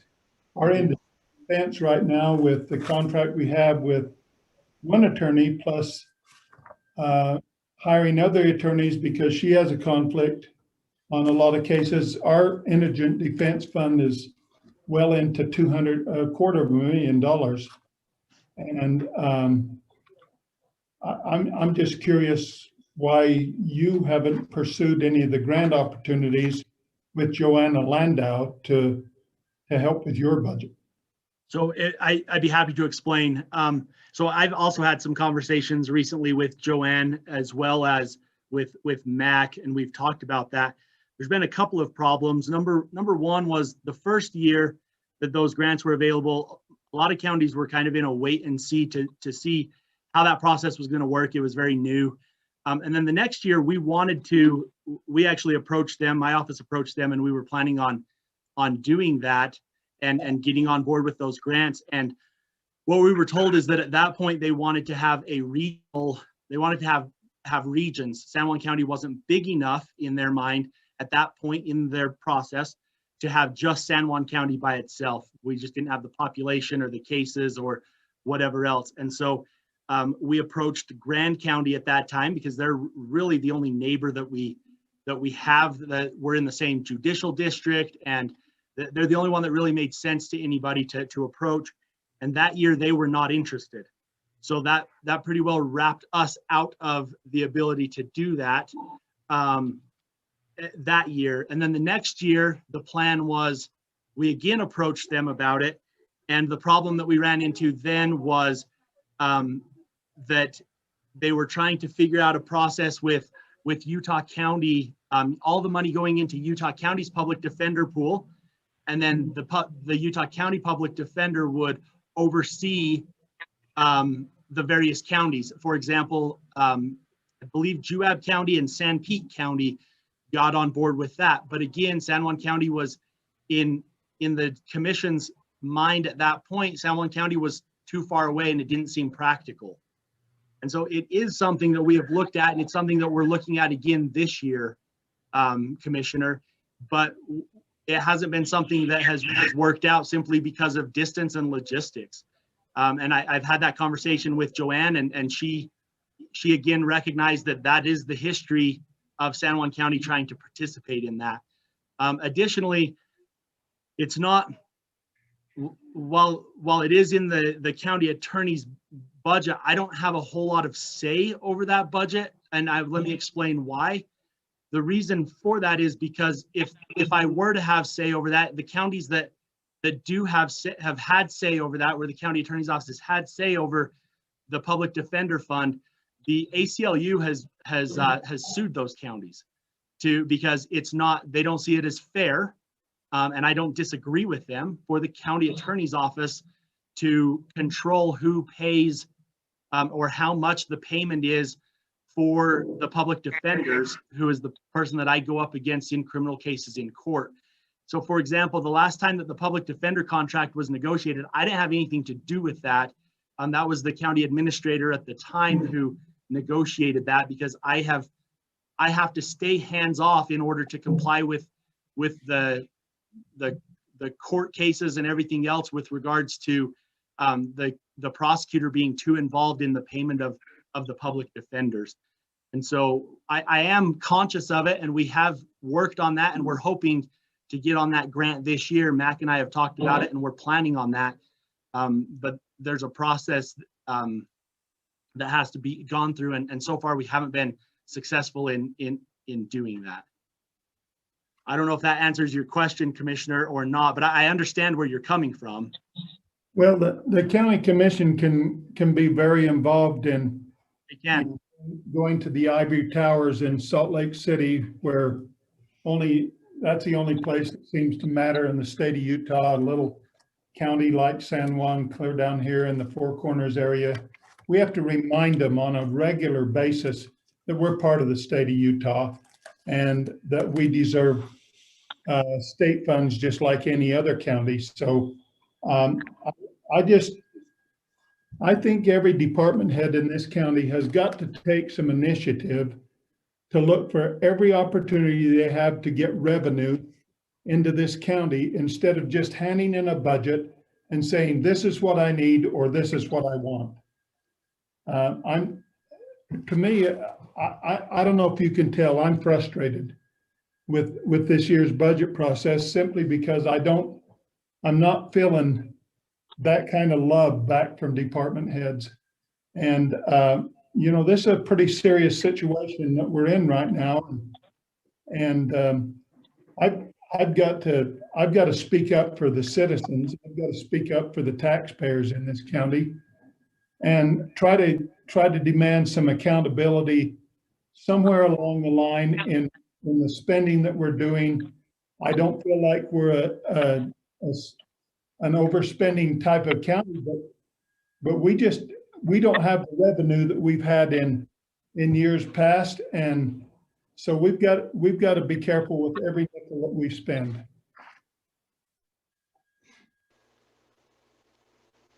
That's my political. Thank you, Bruce. Did Willie say something? No, Okay. Kenneth, I very good question comment. every budget Go that ahead. every Go ahead. department head submits to the county commission, because the county commission are ultimately responsible for the spending of tax money in this county.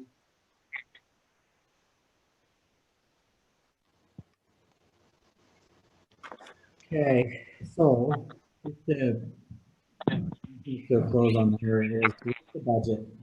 You are required to pass a full budget prior to next year. So we have until December 30th to finalize this by law. So with that being said, kind of hearing your sentiments on there, we can take the budget that we have now and go back for revisions and have the departments work through additional cuts. I know we've made some significant cuts. We've cut staff. We've taken on additional hats as people leave the county. We assume those roles, not necessarily hire them out, but there are some increases to specific budgets throughout time. And so what would you like me to do with this? Kenneth, I have a suggestion to make.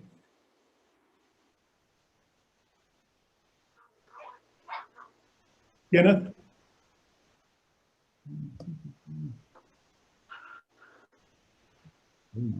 Not here.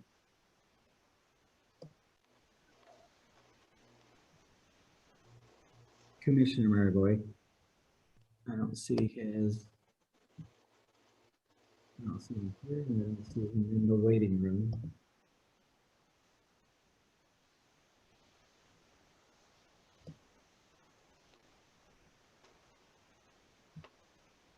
Commissioner Graz, do you want the lead on this one, or do you want to wait until Commissioner Maryboy comes back in? He usually pops in after. go ahead and Gray Eyes, I'd like to make a take the chair.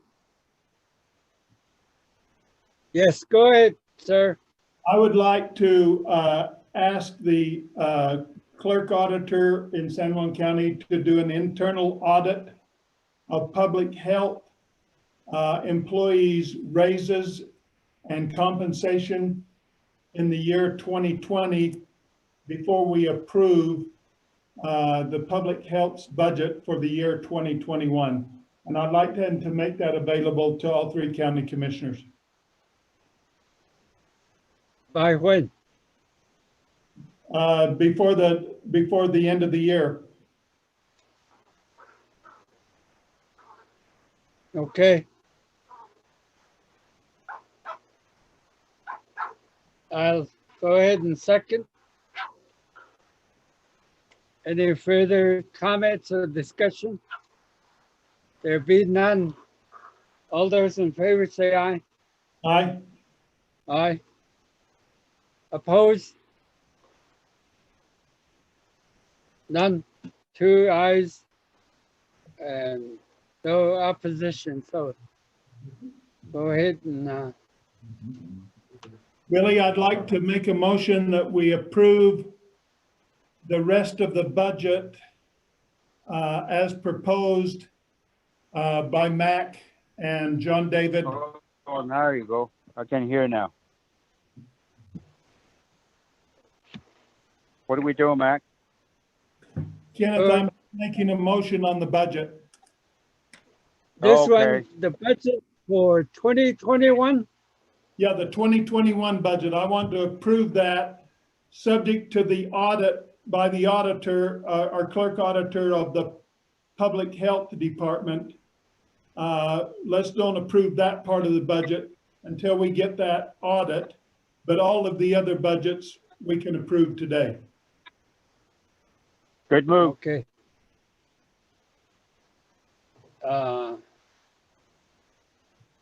Do we have a motion in place, Bruce? Okay. Second, with the question, Chair, Okay, second, and a question. 2021 budget. The budget for Department of Transportation, it's about $1 million opposed to last year or this current year.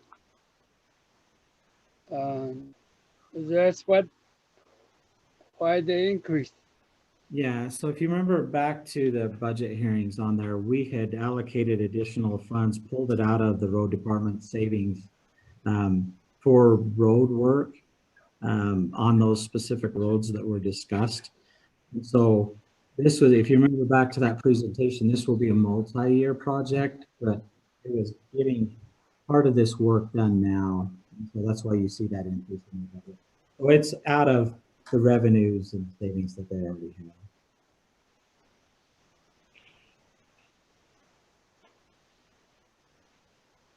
Okay. Okay, well, a motion's for the been made, question. and I believe, go ahead. Call for the question. That is what I was headed to. With the recommendation that was made by Commissioner Adams and second by Commissioner Gray Eyes, a motion is already in place, right, Mac? Yeah. Right. Good. All right. Now, all those in favor with not including the hiring, right, Bruce? Well, just not including the public health budget until we get an audit on it. Okay. All right. All those in favor? Aye. Aye. Okay. Thank you very much. So, okay, Mac, next item. Yeah, on that one, just for clarification and point of order for our next meeting, what this will require is you to have an additional meeting prior to December 30th. And so I don't know if you want to schedule that meeting for next week, the 22nd. I'm trying to get to my calendar to see what it looks like for me. Probably right after our next meeting. So our next meeting isn't scheduled until January 5th. This is the last meeting of the year. And so we need to okay. New meeting. Would the 22nd at the same time, same place? Yeah. Okay, and it'll literally be short, one item. We'll just open and close. With that being said, we'll get the audit done and then bring back some audit findings and adjustments if necessary. Okay, going forward with that, so we'll schedule that, make sure everybody is aware of that. Next meeting will be held on the 22nd of December, right before the holidays at 11 a.m. We'll do another online for that. So the next item on your agenda, going down what we've already taken care of so far, is number 11, which is consideration of an amendment to the existing agreement between San Juan County Public Health Department and the State of Utah Health Department for maternal and child health for the fiscal year 2021. Again, this is an amendment to an existing contract. Kirk, are you still on? Yeah, I'm still here. And this is the maternal child health. Is that the one we're looking at? Yeah. Okay, so yeah, this is just the commission signed this contract in October of 2020. The original amount that the commission agreed upon was $8,000. In the original agreement, it indicated that this may be amended quarterly to add additional funding. So this is just the first quarterly amendment to add funding. The amendment would increase the current funding by $6,464 in federal funds for a total of $14,544. There are no other changes to this contract. Motion. Okay, I'll have second for discussion purposes.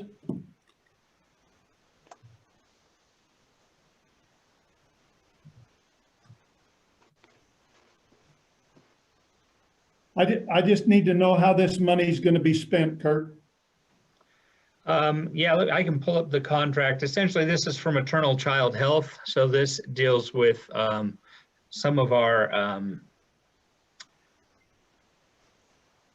it's kind of what we do in coordination with our WIC. So we work with mothers and children. We do some early childhood screenings, and I could probably defer to my staff to give you more details on the specifics of the contract, but this is the contract that was presented in October, so just a few months ago. Let me just ask a question. Yeah.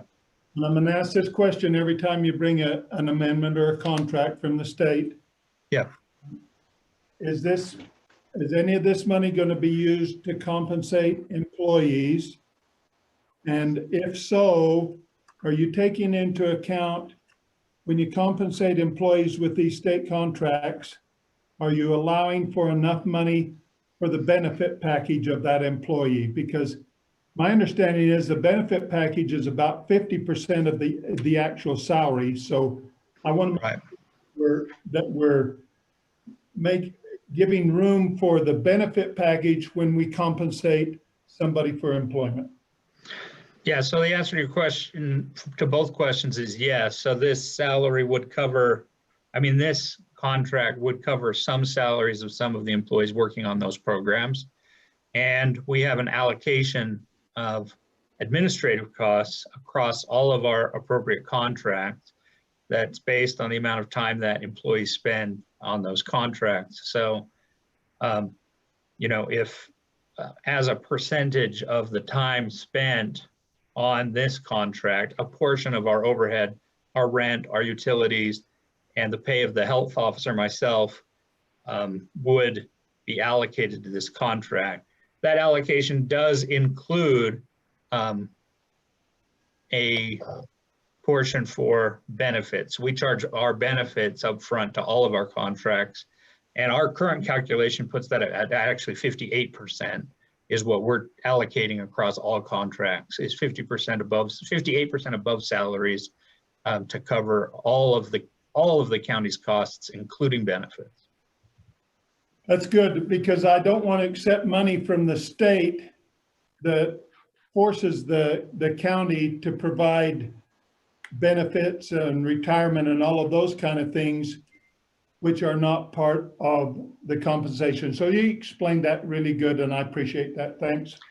Yeah, happy to. And that was part of the reason that we changed from Cassell to Polaris last year, was to allow us to capture all the benefits, and including in that overhead, we also capture leave. We allocate the leave that we pay across all those contracts. Thank you. Yep.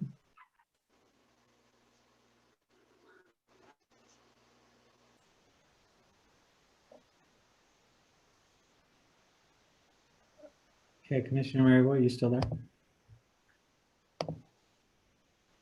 I'm here. Commissioner Gray Eyes? If there be none. No comment. Okay. All right. We will call for the question. All those in favor? Aye. Aye. Thank you very much. The next item, Mac. Okay, the next item is Kurt's as well. So we've got consideration of an amendment to the existing agreement between San Juan County Public Health Department and the State of Utah Health Department of the disease response evaluation, analysis, and monitoring. This was a 2019 contract. Thanks, Mac. So this isn't the continuation of an existing agreement. This was originally signed as a 5-year contract, but as you guys know, we changed the process for public health. Prior to this year, the county commission was delegating signing these contracts to the health officer, and we wanted to clean that up and make sure that the commission reviewed every contract. And so we've started bringing every contract to your attention. So this is the first time that the county commission has seen this contract, but the 5-year agreement, which was signed in December of 2019 was signed by the health officer. The original agreement was for $4,100 for last fiscal year. And the amendment is for the same amount moving forward for FY 21. This contract is for epidemiology and outbreak response, primarily looking for prion diseases and vaccine preventable diseases. So this is just a little bit of money that the state passes through to pay for our time to monitor specific diseases for trends or changes in our community.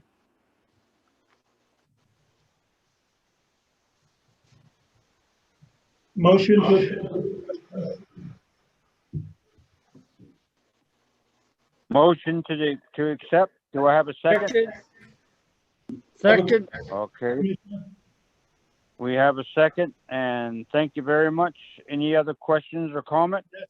Yes, I have a question. Okay, go ahead, Commissioner. Thank you, Kirk. We're getting state money. We're paying for services. We're paying employees. We're still charging those benefits so that the county's not having to pay those with our own funds, right? Exactly. This is exactly like the previous contract. And this is pretty standard for almost all of our contracts. We may have a few that are a little bit different, but generally speaking, for all of our contracts with the state, we would have employees who are working directly on this program charge their time and track the time that they spent. Okay. And then we would reimburse their wages based on this contract. And then based on the amount of overall time that's spent on each contract, we would allocate our administrative expenses across, but that includes all benefits. Thank you. Mm-hmm. Any other comment, questions? If there be none, call for the question. All those in favor? Aye. Aye.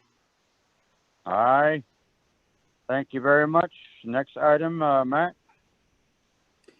All right, the next one here is the approval and adoption of ordinance number 2020-10-A. This is an amendment to the ordinance 2020-10, an ordinance of the Board of San Juan County Commissioners establishing rules and regulations for licensing and operations of a business within San Juan County.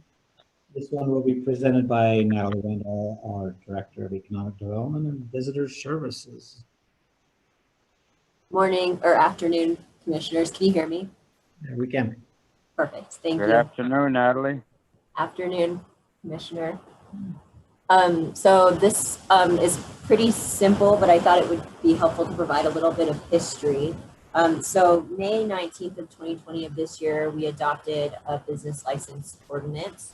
And due to adopting it amidst COVID, the commission agreed to waive all business license fees for the year to help support businesses during this time and to ensure that no additional hardship was placed on the businesses with this new ordinance.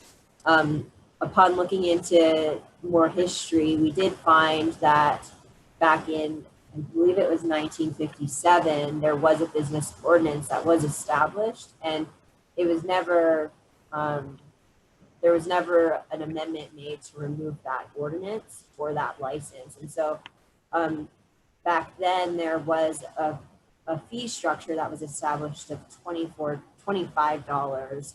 And there were different tiers within that included retail beer facilities to be $150 and taverns to be $200.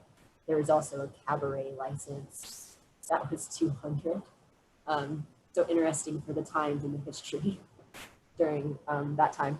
Anyways, so that's a little bit of history on some of the thought process that occurred back then with San Juan County on the business licensing and the fee structure. Moving forward with our existing ordinance that was passed May 19th of 2020, we proposed a fee structure that ultimately updated the fee structure from back in 1957. The conversation was increasing the standard business license fee to $50 per license. Home-based businesses are not required to have a business license in the state of Utah, but there are quite a few home-based businesses that are requesting a county business license. And so to process them, we also added an additional a $15 fee for those types of businesses, since it isn't a requirement, but there is some processing that does occur with staff and with the software that we use. There's in your packet, I believe it's page 135, there's an overview. We did a quick just market analysis of what the current costs are of surrounding communities that are similar to San Juan County. We looked at Monticello, Blanding, Grand County, Garfield County, Emery County, Kanab City, and then King County. There was quite a range of business licenses ranging from $25 up to $100, and then also additional fee structures built into some of those entities as well.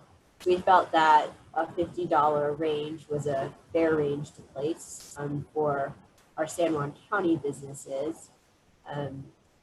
Some background on what that would cover is currently the processing software for business licenses to ensure that we are that we have all of the names in order, that we have all of our records in order. That's a $3,650 annual cost. And so ultimately our goal is just to hopefully offset that cost and not to have to continue to pull that out of our office's budget or the general fund budget.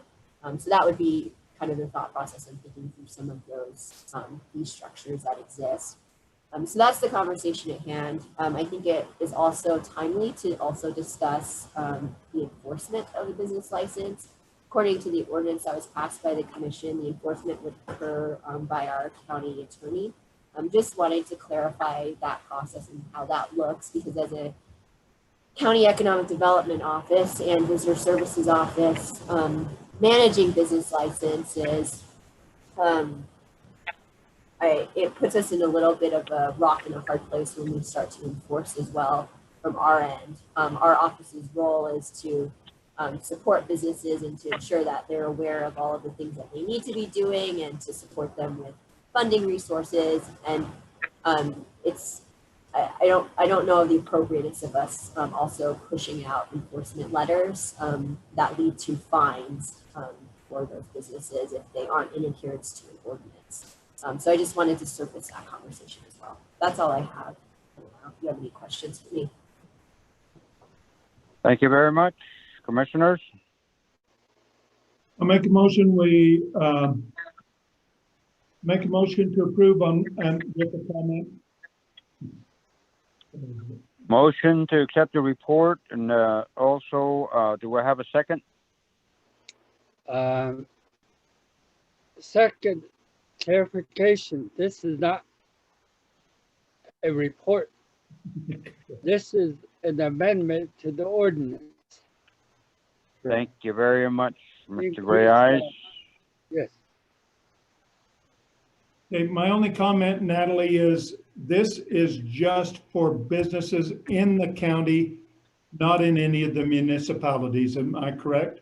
Correct. The ordinance that we outlined for San Juan County businesses is if they have a city business license, so cities, incorporated cities being Bluff, Monticello, and Blanding, they are not required to have a county business license. That being said, they're not required to have both of them. So that being said, there could be a business located in San Juan County that elects to receive a Blanding city business license, and our ordinance allows them to do that. So that's a nuance. Thank you. I call for question on the motion. Thank you very much. Call for question. Aye. All those in favor? Aye.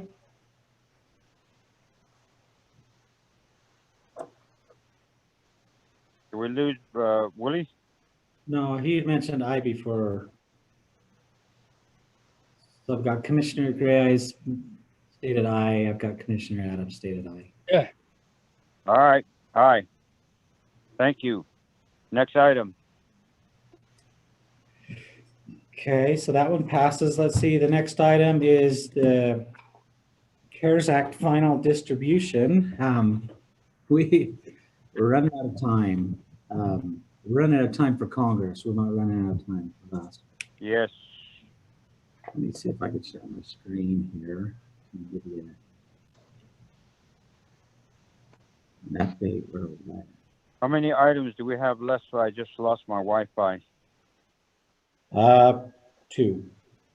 Three. Three after this discussion, so not very many. Let's look at, hold on. 2, 1. Oh, Well, keep us rolling. Hey, hold on, just a second. Let me show this screen. I about had it, but Zoom gets in the way of me switching.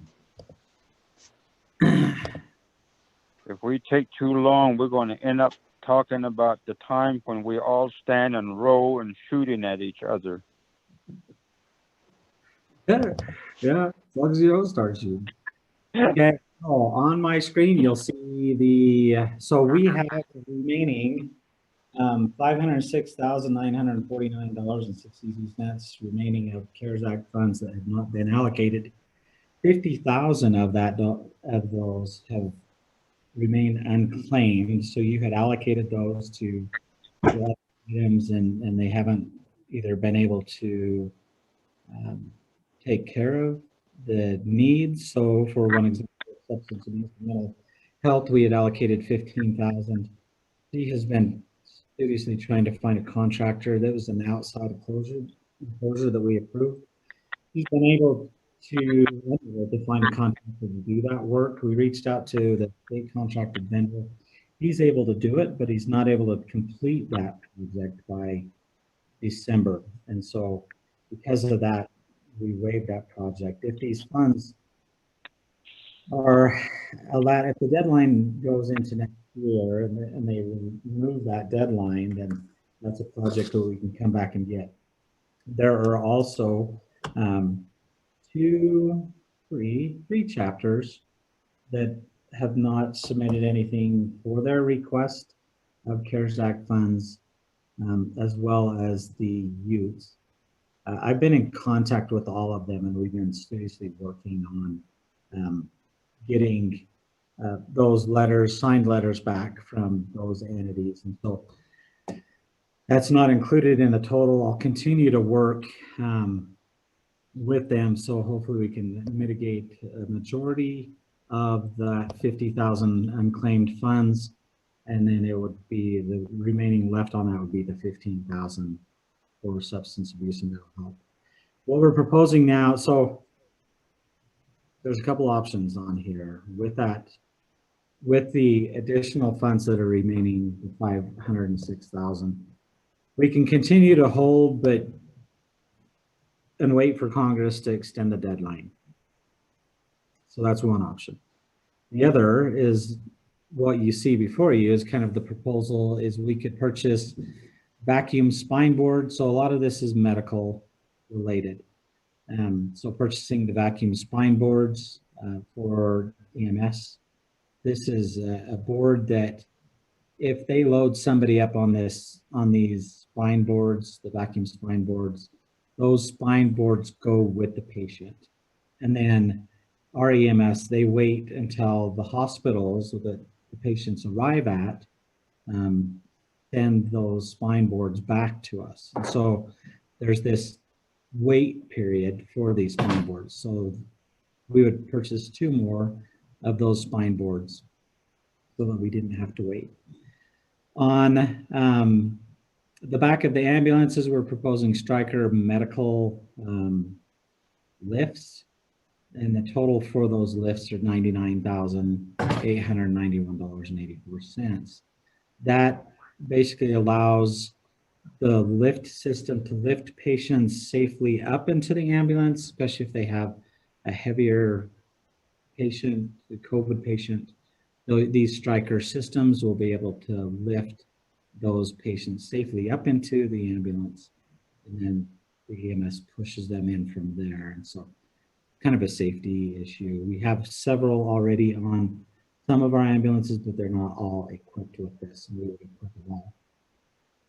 The next one is an adjustment for pandemic pay program. It's kind of a newer program and a newer thought that we're seeing out there. There was some entities, cities and counties, had used the CARES Act funds to compensate hazard pay for frontline employees, but then they came out with the rules and guidelines updated that didn't allow for that unless you had hazard pay already programmed in their budget. We don't have that. And so we just kind of watched systems, other counties and cities, what they did with their CARES Act, and how did they go about compensating employees, frontline employees that were constantly confronted with COVID. And this is something that we've seen in Salt Lake City, Summit County, propose this type of a system. And so we're proposing this to you today. Total amount on this adjustment for pandemic pay is $130,000. That's a high end. I think it'll be actually less. But what this is essentially there's two tiers that we would structure this in. A tier one would be a pay plan that would go back and pay employees that in a tier one system were a direct impact with COVID. And this would be for all county employees. If they qualify for a tier one, say for example, and we'll work with department heads on who would be tier one on this, but for example, your ambulance workers that are part-time or full-time, they daily transport COVID patients. And so they would be a tier one employee that is constantly facing that. Same with some of our sheriff deputies. We had one deputy that transported a COVID patient up to Salt Lake. So you're in a confined space for 5 hours, you come back and you get to quarantine for 10 to 14 days. And so kind of this direct impact. When I think of county staff throughout our county and what they've done, here in the county, we have stayed open through all of this pandemic. We closed our offices to appointment for a brief time, but other than that, we've been open. When DMVs shut down throughout the state, San Juan County DMV stayed open. We took people from not only just our county, but other counties throughout the whole entire state came here for our DMV, and those two ladies down there were almost daily in contact with the potential people having COVID, where we have kept our doors open to that frontline staff. We've kept our services going. This tier one will go to them. A tier two system would be somebody that would be in an office, but not necessarily be up front with COVID people. And so when you take, for example, Kirk had mentioned previously, that nurses that have been directly in front of patients with COVID, or the potential interacting with the public who could have it, those would be the tier one. But maybe an administrative staff that's in an office all day that really doesn't interface with the public, that would be a tier two type employee. And so the proposal is we would go back and in their paychecks give our employees a pandemic pay of $600 for tier one and $300 for tier two. And so we would go through and work with, like I mentioned, the directors to determine who was a tier one and who was a tier two. Now here's another example. During the closures of buildings and that, our library staff, they decided that they would continue to work, but that they would do deliveries to the cars that come up. So they did a drive-through delivery of library services. Every day they went out and were in contact with people, with the public. We didn't let them into our buildings, but they were there every day delivering books. And so that to me would be a frontline tier one employee who kept businesses and operations running, And so we would like to reward them for that. The stresses that county staff have had going through this COVID, they met the stresses head on. They didn't ask for any additional. We continued, you know, whether it was masks on, masks off, close your doors, appointment only, open your doors, you know, wear your masks briefly, wear your masks all the time.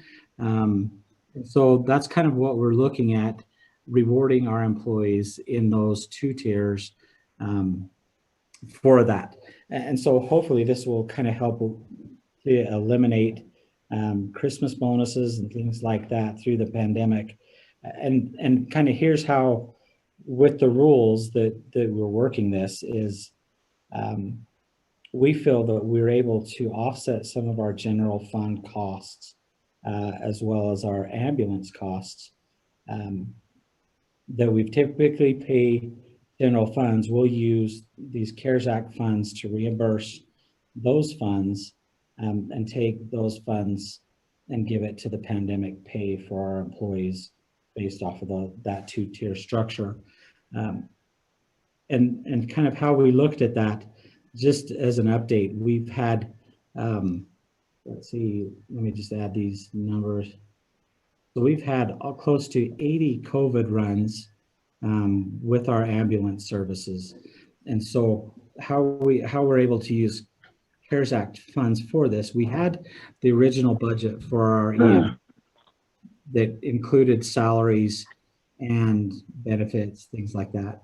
Due to these 80 COVID runs, that increased our salary costs for those. It wasn't something that you can anticipate. It wasn't something that we budgeted for. The ambulance, they're pretty close on their budget this year. They would have been well under. The first year that I've seen that for several years. But once COVID hit impact, we've had to use the CARES Act to pay for those items in the general fund. But from that, we'll come back and take those funds for this pandemic pay program. And like I said, $600 for tier 1 employees, $300 for tier 2 employees, and we'll go through with it. So any questions regarding that program? Commissioner, you can acknowledge both of the items and make a motion, or you can stick with one and make a motion. I believe that the last two that he's read is up for the discussion. Any questions or comment before that? Do we have a motion? I'll make a motion. For one item or both of them? Both. All right, both items. You concur, Commissioner Gray. Do you concur? Concur with, what's the motion? Oh gosh. Commissioner Adams' motion for both items. Yes. Which one? 13, 14, 15, 16. I see. Yes. Hold on.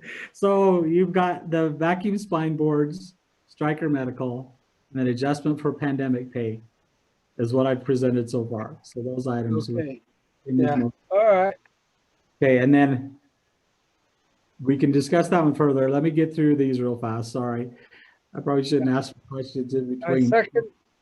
Second the motion with a All right. Okay. Go ahead. The balance of CARES Act funds, is that where it says remaining? Is that the amount that's still available? So no, this is just a line item. This right here, this total that you're looking at, the 457,000, that is the total of these right here. And so what you have, what I didn't explain is we're also putting $150,000 back into the grants. And these are TRT, TRCC, tourism impacted grants.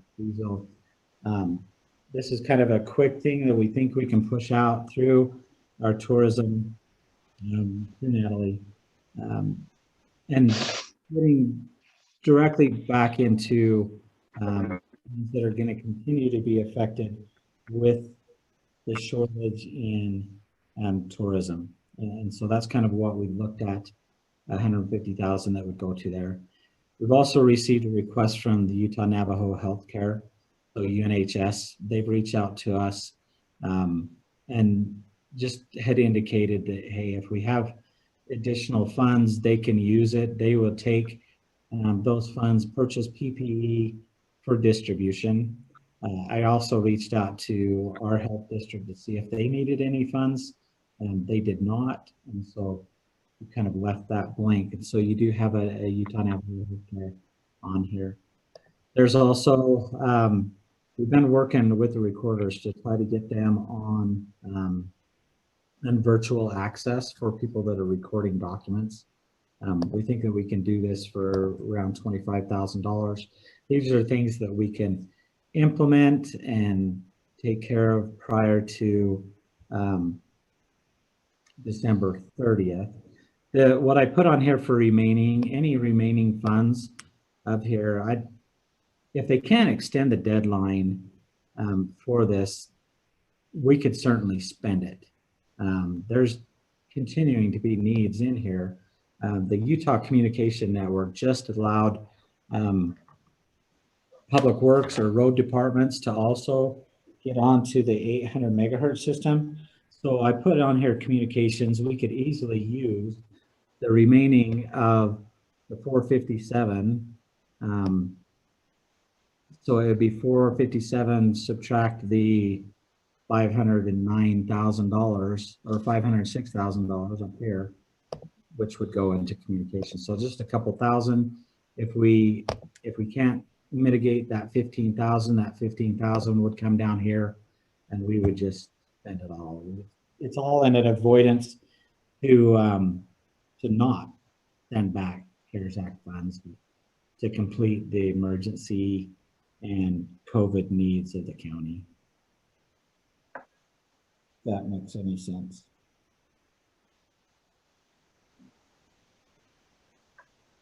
Other than that, that's it. The approval of this, just so you're aware, we won't necessarily have a lot of time to come back with purchase orders. And so I'm seeking with this approval, the authorization to go ahead and spend within these amounts, no more than those, and then work out whatever is residual with communications.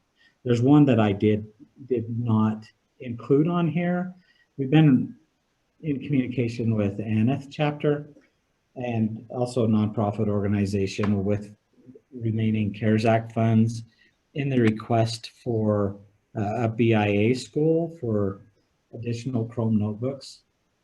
And I think it was an amount of $2,000. I didn't put that on here. I don't think the funds can go up in structure. I think that as the feds release the funds to the state releases it to the county. County can release funds to anything that's below the county, but I don't think a county can fund a federal program, which would be computers in a BIA system. I need some clarity on that just to make sure, but everything is top down with the COVID. It would just seem odd that we're skipping two different government levels to fund a federal, which should be a federal requirement to fund. Okay. It's all right. Correction. Back. Yeah. The BIA, when you say the BIA school, it's BIE, Bureau of Indian Education. Oh, so it's not BIA. So who operates that? Is it the BIA that, or is it BIA? The BIE or BIA? That's what they call themselves, but it's BIA. Okay. BIA is other programs in education. It's BIE. So So program That's Okay. unless up at the area office. Yeah. It's still a federal program, right? Yeah. At that level? Okay. All right, what else? So that's it. All I need is just if you're willing to spend the funds, we've got 2 weeks and I just don't see any light at the end of the tunnel. Well, it's okay. Commissioners went ahead and motioned all three of them. So now we're getting ready to call for the questions on all items. No. All those in favor? Okay. No. Just this particular one, number 14. Yes, that's what we're talking about. Correct. Don't go take us to chapter meeting.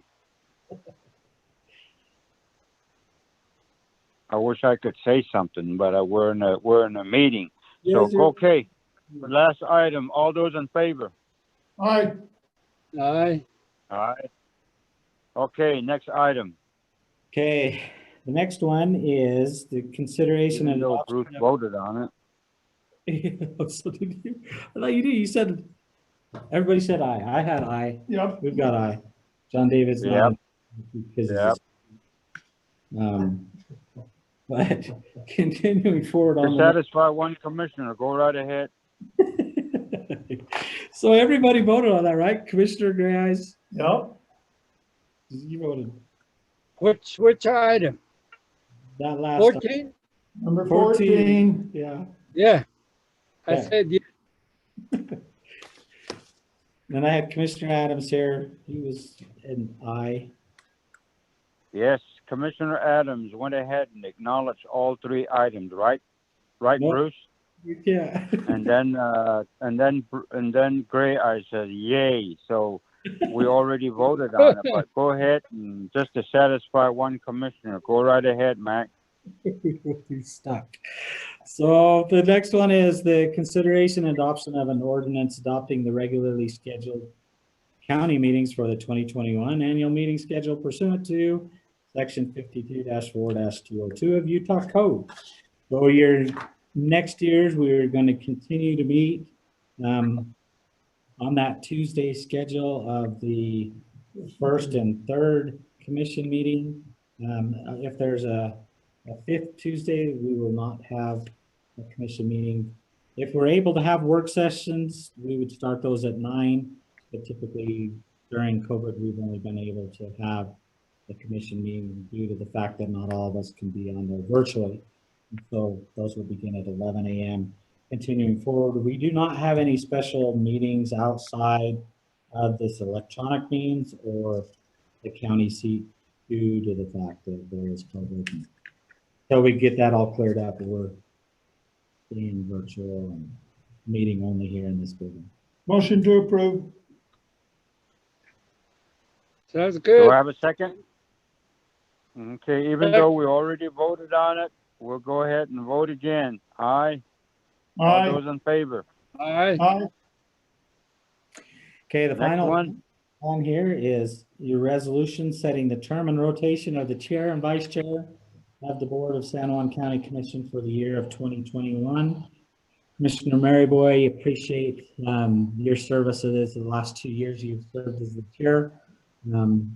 You are no longer able to serve as the chair. Because of that, we have this resolution before you to go through and work through a nomination process and approval of who you choose to be your next chair for 2021, beginning in January 1st, 2021.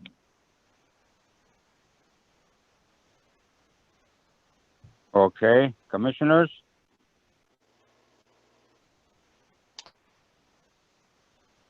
I'll nominate Willie. Nomination for Willie. Do you concur, Willie?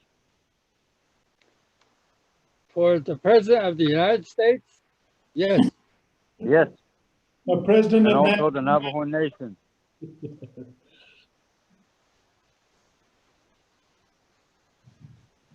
Yes, I will accept. Nomination is accepted. All those in favor? Aye. Aye. Aye. Okay, the next one, Mac, So you need to Vice. nominate a vice. Nominate Edit for vice. Correct. What was that? We need to get a nomination for vice chair. Okay, nominations open. I did motion. Oh, you did? I didn't hear him, Mac. What did he say? We're looking for the nomination. I didn't hear a nomination. He says he motioned. Motion for Kenneth to be the VP.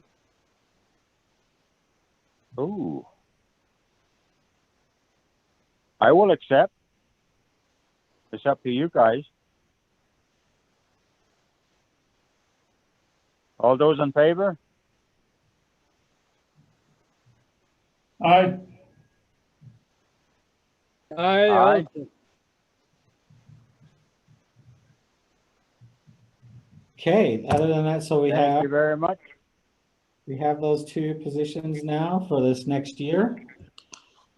Other than that, commission, we've got commissioner reports. Commissioner report, any report, or you guys want to defer that to the next meeting? I just want to inquire. We don't seem to be getting any response on the road issues. INDOT is not responding to it. The president is not responding. It should be safe enough to comment or text or email as to the status of their position on inquiry. So that would be what we need to do. We can Unless we're all okay with everything else. Because we had an amendment that was that we recommend for Navajo Mountain reassigning or redesignating road mileage, road maintenance mileage, and relieving INDOT. So Correct. We I have. don't know. Yeah, you're absolutely right. We had that. Navajo Utah Commission passed a resolution. We passed a resolution encouraging the Navajo Nation to do so. Our road superintendent, TJ Adair, he's been emailing Navajo Nation, trying to get a response from them as well, and we have not heard anything back. We'll continue to try. We continue to call. Not only that, and that's also one of them, but also with the bridge project,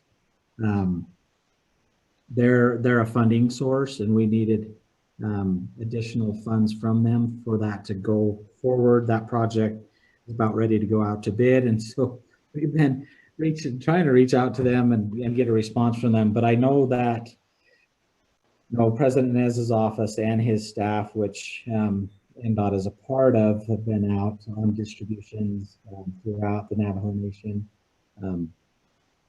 We were said to respond to their email. Yeah. I think further discussion and comments, I'd like to say that these dirt road system maintenance need to be addressed at a higher frequency. For those of us that are in remote areas, mainly it's dependent on, we depended on these systems for delivery of healthcare, bus routes, general safety issues. Beyond that, you would also account for direct economic impact into these vehicle owners. Doesn't matter who it is. Yeah. It may be individuals, government, chapter. All these vehicles are impacted by non-maintenance at this time. And they are costing high repair costs. Those are direct considerations, I think, for a lot of these CARES Act funding, but we were denied. And finally, we are getting somewhere with it. I hope it's sooner than later. So, those are my concerns, and federal government just directly leaves that or understands and legislates that everybody is on equal platform. And that is not the way to consider things. You need to do a evaluation as to remoteness versus developed communities. Those are my issue at this time. Thank you, and thank you for looking forward to being the chair. Hopefully, I'll be as successful as Mr. Berryboy. Thank you. Thank you, Willie. Any other comment?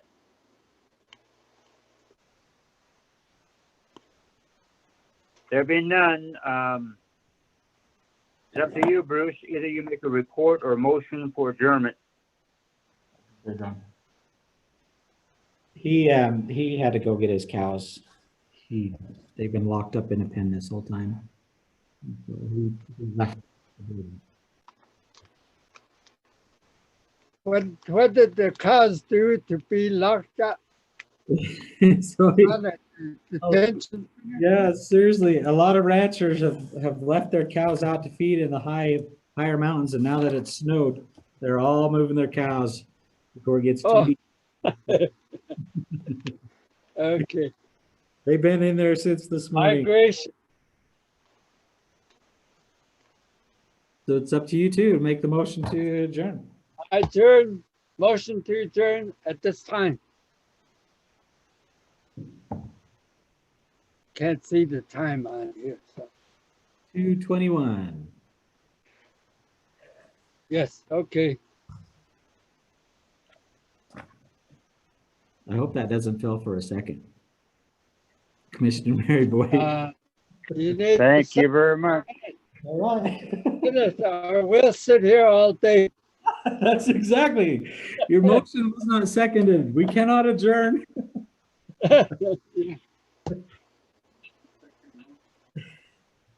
Have a good day. Thank you, Commissioner. You too. Appreciate it. Thanks for your help.